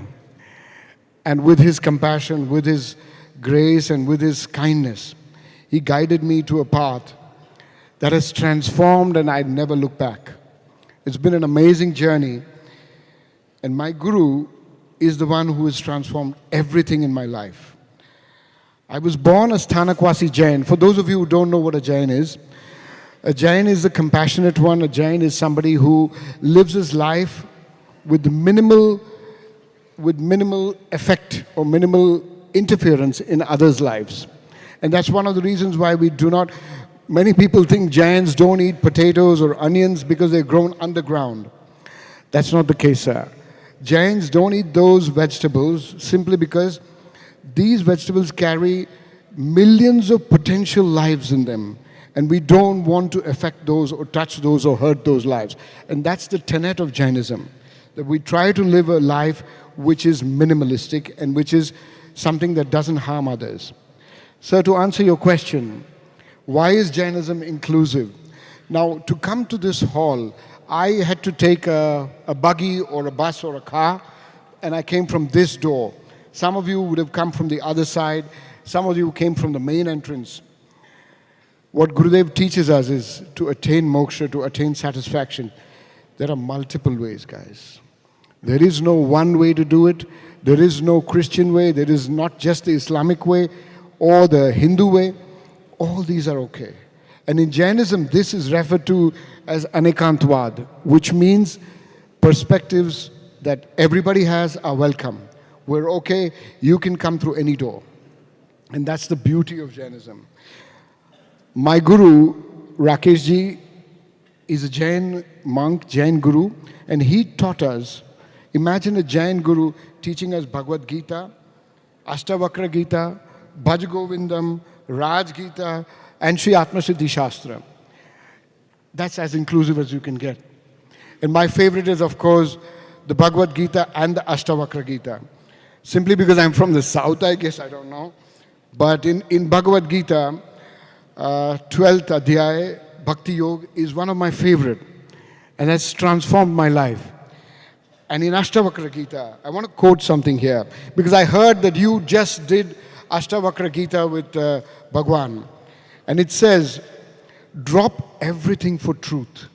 You can recite the scriptures, discuss philosophies, you can do everything, all savas, all concepts and all desires. But if you truly want to liberate yourself, drop everything. And that's the only way to do it. I resonate with the nutrition program that you have simply because I'm part of what is known as the Mission Africa in Srimad Rajchandra Love and Care. I'm happy to share with you, ladies and gentlemen, and children there behind, we are very fortunate that we get food almost thrice a day. I've been to countries in Africa, I travel there every quarter, where children don't get food, or rather children get food, madam, just once in 3 days. I've seen it from my eyes. And it's the vision and the compassion of Gurudev when he started this Mission Africa in 16 countries. Across 16 countries, we started a feeding program, we started infrastructure development in schools, and animal care, all of these countries. It's been an amazing experience for me. As of today, we've served 12 lakh meals, sir, in Africa alone. And I'm enjoying, and I'm truly enjoying the experience of seeing that one child smile. And that's been my sort of gift, my thank you message. Thank you everyone for patiently listening to us. I want to quote this last one sentence. I want to end with a quote from my Gurudev that came in this morning. He shares with us his wisdom every morning with what we call a Sadguru whisper. And this morning's whisper says, Seva and other noble activities are stepping stones. Seva and other noble activities are stepping stones. But the main aim is self-realization. Thank you very much. Thank you, spiritual brother Himanshu Desai Sahab. It has been very enlightening. In fact, I've had the bounty of being to Dharampur, near Surat in Gujarat, and enjoyed the hospitality of Pujya Gurudev Sri Rakesh Ji and his dedicated disciples over there. We were there in April for 2 days. I'd now like to turn to another great Jain scholar. We have Dhanacharya Dr. Ajay Jain. We, of course, are old friends because we meet in Delhi from time to time. And Dr. Ajay Jain, I'd like to ask you, can you please tell us in simple terms, what is Jainism? Because we do know that Lord Mahavir renounced the world, and this is not being practiced by everybody, but you'd like to be enlightened. What exactly, in simple terms, is Jainism? Thank you. Sure. Thank you very much. And first of all, I thank the mission, the Sadguru Madhusudan Ji Maharaj and the Sai Dham for giving me this opportunity to sit here and share my thoughts. As in Jainism, as you have asked me, we say Jai Jinendra. Whenever we meet, we say Jai Jinendra. What does Jai Jinendra mean? Jai Jinendra is the salutation to the one who has won, who has conquered. Who is Jain? Jain is a person. The Jain word is derived from Jin. Jin is a person who has conquered all evils like lust, like anger, like violence in himself and other evils, and he is now free of all evils and free of all bad things, and he is a pure soul now. So he is the Jinn, and the person who follows this person who has conquered is Jain. So we are Jains, and Jainism is a practice that is followed by Jains, and in Jainism we follow non-violence. We follow non-stealing. We follow non-attachment. We follow celibacy. And we follow truthfulness. So first of all, when we talk about non-violence, so what is non-violence? Non-violence is not hurting anybody. That is the physical aspect of non-violence. But in Jainism, everything is related to thoughts. Suppose a thought has come to my mind that some animal should be hurt. So I have hurt him. Now I have committed a crime. Now this bad karma is my bondage. Now I am bound to that karma, and I have to now get the result of this, maybe in this birth or maybe in the next birth. So we call it bhav hinsa. Even in your thoughts, you should not be violent. You should not think of any kind of violence, even hurting to anyone. And what is the other side of non-violence? The other side of non-violence is love. When I am non-violent, I am able to love. Like he explained it very well. And the love, what does love give me? Because since whatever we do to gain something. What does this love give me? The love gives me peace. And what is the result of the peace? When I am peaceful, then my route to the moksha is open. Then my path to the moksha, to the liberation is open. And that is the ultimate goal of Jainism. So when we practice Jainism, we practice those things in our life that take us to the purity of the soul. And non-stealing. Non-stealing does not mean that I have stolen some article of someone. Non-stealing of thoughts also.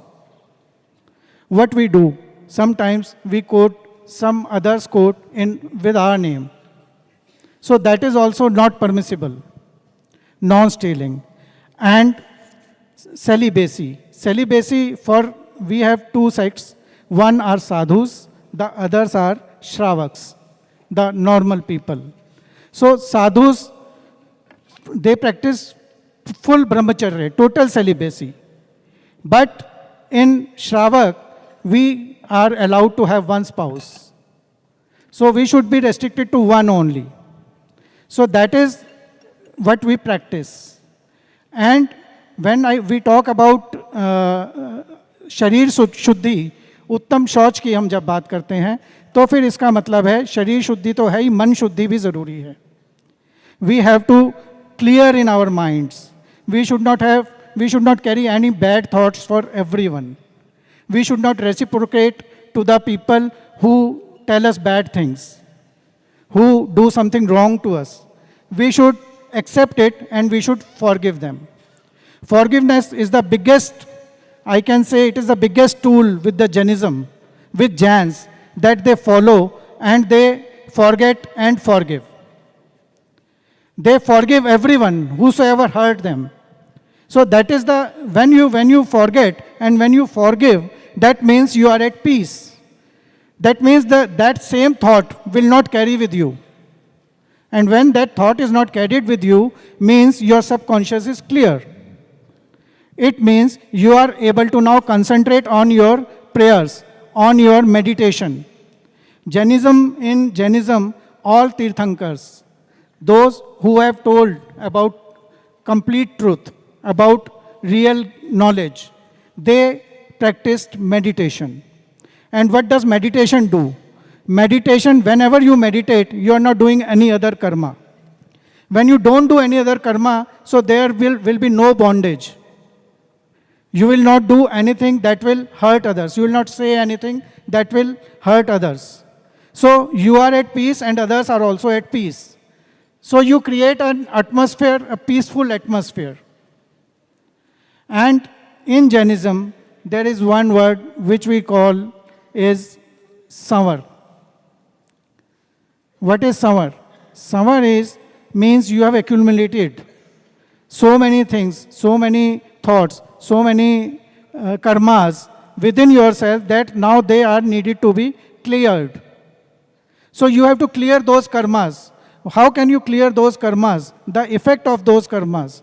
By doing some good deeds and by keeping to yourself, shrinking yourself. What saints do? They shrink themselves. They don't go out unnecessarily. They don't do things unnecessarily. That's what Jains do. They believe in non-possessiveness. Means if I need 2 pair of shoes, I'll have 2 only. I'll not go for third. I don't have greed for that. I am satisfied. I am content. When you are content, you are at peace. And when you are at peace, the path to moksha is open. You can reach there. That's what is the teaching of the Tirthankars. And Tirthankars, Jainism is an eternal religion. Tirthankars come off and on, like we have a time cycle, Avisparni Kal and Utsarparni Kal. In every Kal, in every time period, there are 24 Tirthankars. And they tell the real truth, the real knowledge again and again.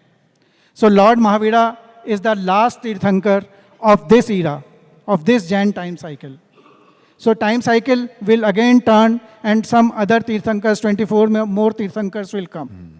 And those are not gods, those are Tirthankars. Tirth is a holy place, which is above a temple.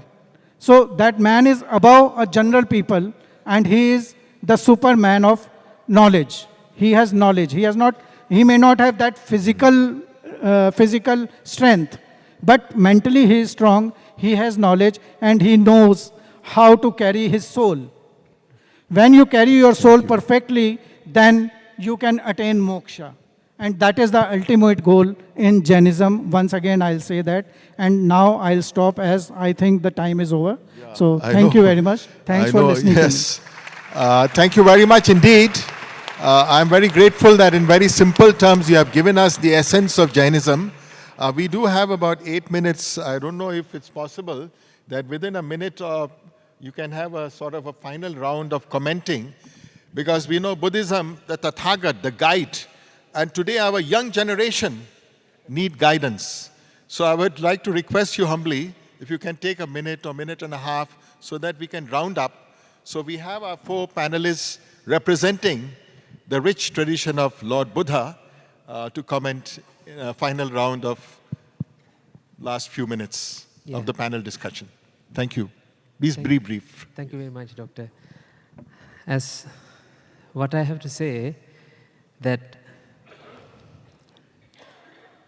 as I said, as my Guru Thero said to you, in order to love unconditionally, without any expectations, without any desires, without any voids, without any mental vexations, ladies and gentlemen, you need to understand the true reality that actually happens right now. The reality is with you. Reality is right now with you.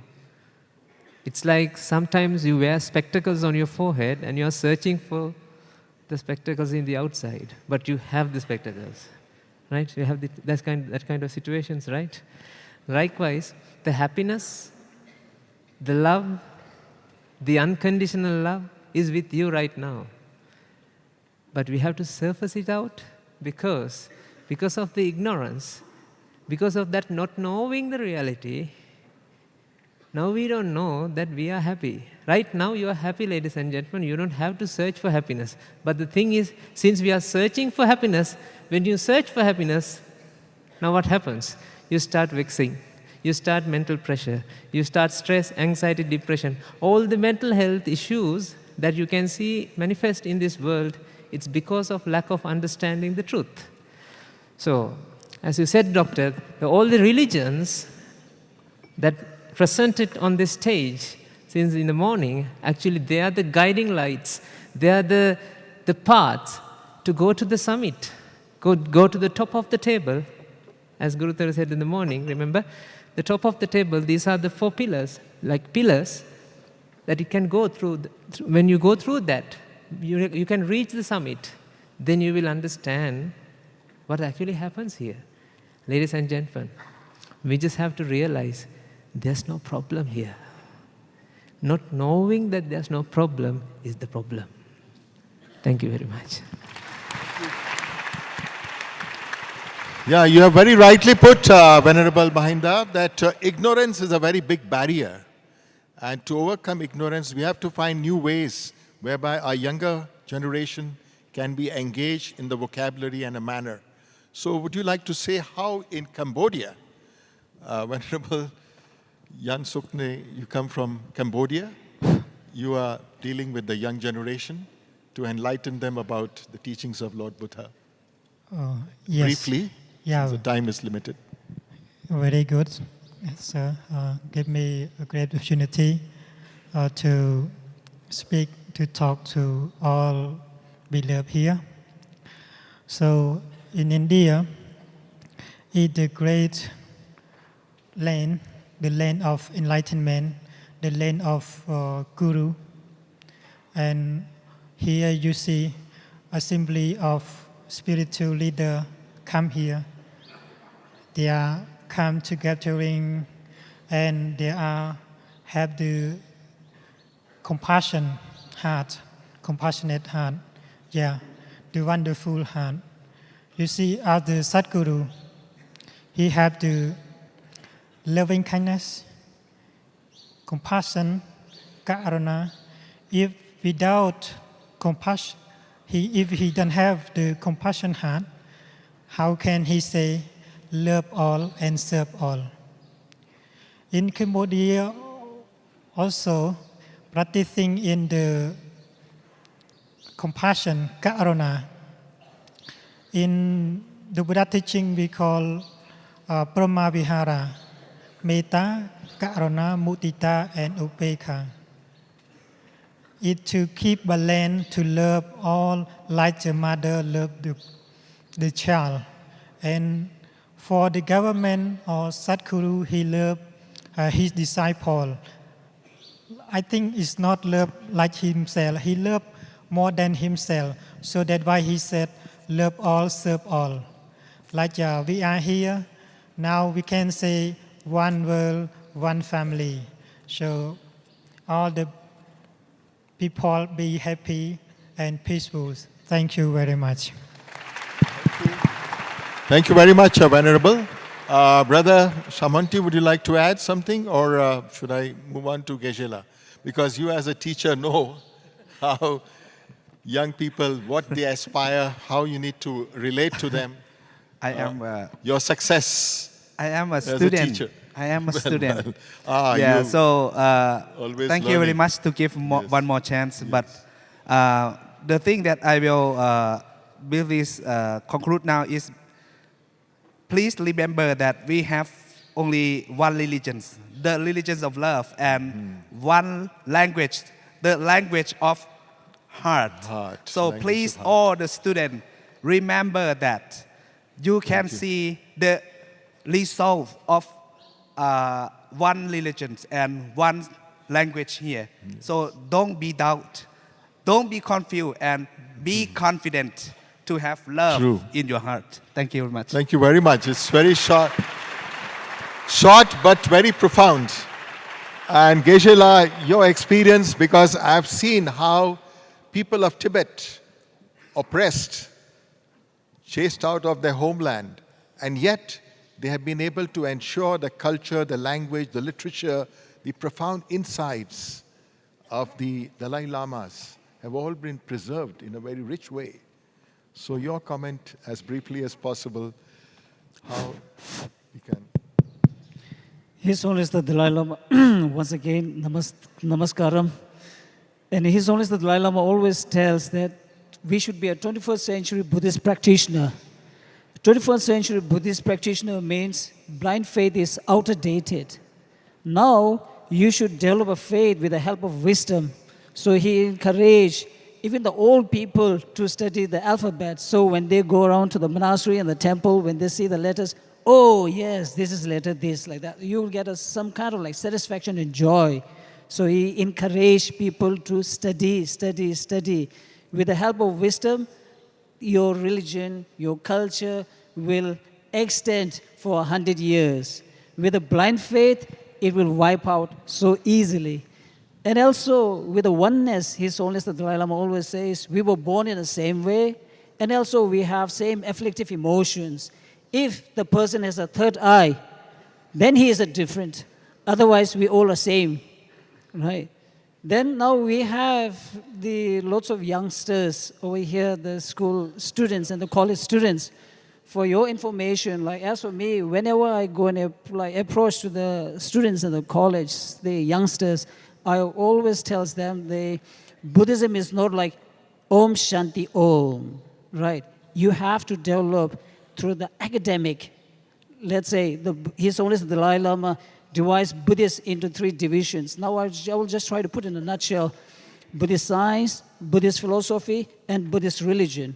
Buddhist science is something to do with the fact, and Buddhist philosophy is something to do with the possibilities. And Buddhist religion is something to do with okay, now this is a fact, this is the possibilities, now developing a firm conviction. Now to talk on the Buddhism, you should love first Buddhist science and Buddhist philosophy. You shouldn't be a Buddhist, that's what he tells. And when we talk about the Buddhist science, we talk about cosmology, neurology, quantum physics, and modern psychology. Now it's been almost like 40 years that His Holiness the Dalai Lama is having a dialogue with the scientists. Recently, a month back, we had with the Mind and Life Institute, we have a dialogue between the AI and what the Buddhist perspective thoughts on. Thank you. Thank you very much indeed. In the same manner, I'd like my brothers from Jainism, Shri Himanshi Shah Desai Sahab, if you would like to make a few comments that how current day generation enlightenment, an enlightened practice of Jainism is very important. Can I speak in Kannada? Kannada, Hindi, Kannadದಲ್ಲಿ English, ಮಾತಾಡ್ತೀನಿ first. majority I think understand For my Kannada. friends behind, and then I'll come back to But English. we also have foreign. 3 ಯೋಗ ಇದೆ ಅಣ್ಣ. ಜ್ಞಾನ ಯೋಗ, ಕರ್ಮ ಯೋಗ, ಭಕ್ತಿ ಯೋಗ. ಜ್ಞಾನ ಯೋಗ ಅಂದರೆ ಓದ್ಬಿಟ್ಟು ಓದಿ ಅದನ್ನು ಇಂಟರ್ನಲೈಸ್ ಮಾಡೋದು. ಕರ್ಮ ಯೋಗ ಅಂದರೆ ಕ್ರಿಯಾ ಮಾಡಿ ಅದನ್ನು ಇಂಟರ್ನಲೈಸ್ ಮಾಡೋದು. 3ನೇದು ಭಕ್ತಿ ಯೋಗ ಅಂದರೆ ಸುಮ್ಮನೆ ಗುರುಗಳ ಪಾದನ ಪೂಜೆ ಮಾಡಿ ಅರ್ಚನೆ ಮಾಡಿ ಅವ್ರನ್ನ ಫಾಲೋ ಮಾಡಿದ್ರೆ ಕ್ಲೋಸ್. ಅಷ್ಟೇ ನಿಮ್ಗೆ ಹೇಳಬೇಕು ಅಂತಿದ್ದೆ. ನಿಮ್ಮ ಹತ್ರ ಗುರುಗಳಿದ್ದಾರೆ, ಅವ್ರ ಪಾದಗಳಿದೆ, ಅವ್ರ ಆಜ್ಞಾ ಇದೆ, ಅವ್ರ ಭಕ್ತಿ ಮಾಡಿ ಪ್ರೀತಿ ಮಾಡಿ ಅವ್ರನ್ನ ಕಣ್ಣಲ್ಲಿ ನೋಡಿ ಅವ್ರು ಏನು ಹೇಳ್ತಾರೋ ಅದನ್ನು ನೀವು ಅನುಕರಿಸಿದ್ರೆ ಸಾಕು, ಜೀವನ ಸುಂದರವಾಗಿರುತ್ತೆ. Thank you so much. ನಾನು ಅದೇ ಮಾಡಿರೋದು. And for the English speaking, there are 3, at least what I've learned from my guru, that there are 3 yogas, Gnana Yoga, Karma Yoga and Bhakti Yoga. I'm not an expert at any of these, but I'm very good at the third one, which is Bhakti Yoga. Gnana Yoga means you got to have knowledge, you got to read, you got to internalize, you got to write, and the intelligent guys. Karma Yoga is the guys who are action priests who pray and have these, processes of how to do prayer and all of that. And Bhakti Yoga, guys, it's a cruise ship. You just sit in it with your guru, love him endlessly, make sure that he sees you and you see him. I promise you, it's an amazing destination that you'll reach. Thank you so much. Thank you. And I turn over to Dhanacharya Dr. Ajay Jain for his final comments, as briefly as possible. Sahab, Jain, Ajay. Sahab. Like you said about enlightenment. So I would like to say that everybody can be enlightened, and everybody is on the path of enlightenment. Because if you can concentrate, you are enlightened. If you are doing one job at one time, one work at one time, like while you are eating, you should eat only. Don't watch TV, don't speak, don't read newspaper, and sometimes you talk on mobile also at the same time. So multitasking will not take you anywhere. If you can concentrate on one thing, you are enlightened in a way. If you are truthful to yourself, you are enlightened. If you always speak truth to others, you are on the path of enlightenment. And if you can understand others' point of view, and if you can respect others' point of view, that is what is called an Anikantvad and Syatvad in Jainism. Like truth could be multifold. A child, when he learns English or he goes to school, says an apple. Then he understands that apple is red. Then he says the apple is red. Then he speaks some 3-4 more lines about apple. As he grows, he speaks an essay on apple. And when he comes to some bigger class, so he can write a complete essay on apple. So the first child is also right, this child is also right. Why? Because they are on their own truth. And you should not judge them. You should respect their views. One should respect what the others say. And they will learn gradually, as this child has learned that apple could have many, many things in it. And apple could be something more than the red color only, or the round shape only. So everybody is on their own truth, and we should respect it. We should respect everybody's views in the family, in the world. Then one world would be one family. Thank you.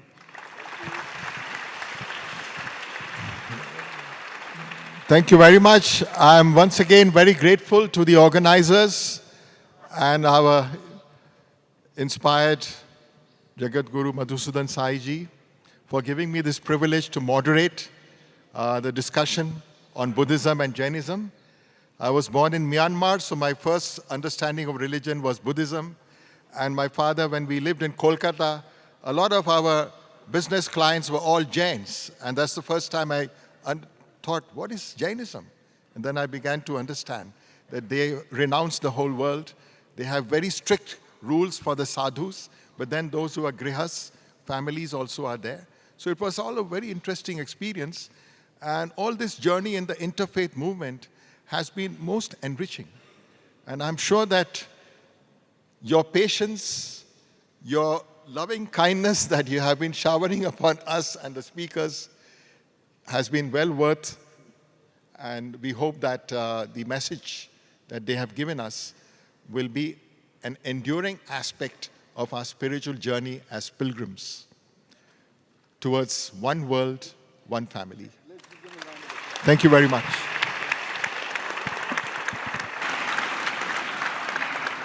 That was a really wonderful, engaging, interactive, question-based moderation. A big round of applause to our moderator, Dr. A.K. Merchant, and to all our panelists for the valuable contribution to the discussion. We invite Commander Dr. B.G. Jairam, Director, Center for Training and Leadership Development, Sri Satsai Lokak Seva Gurukulam Group of Institutions, to extend a token of gratitude and appreciation. Dhyanacharya, Dr. Ajay Jain.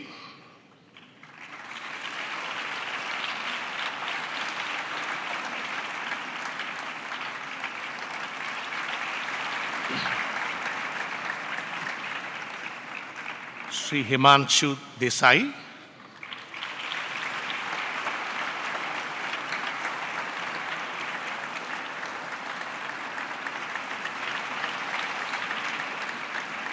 Venerable Geshe Tenzin Damchu.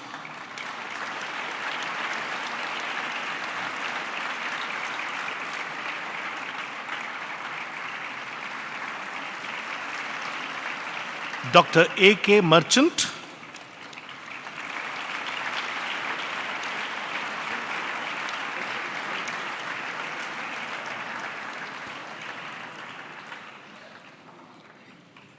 Sri Chantaleen Chamunti.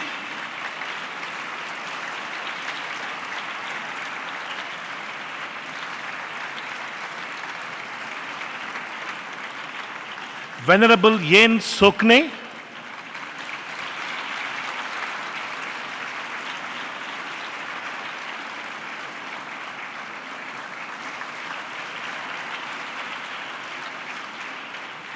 Venerable Mahinda Thiro.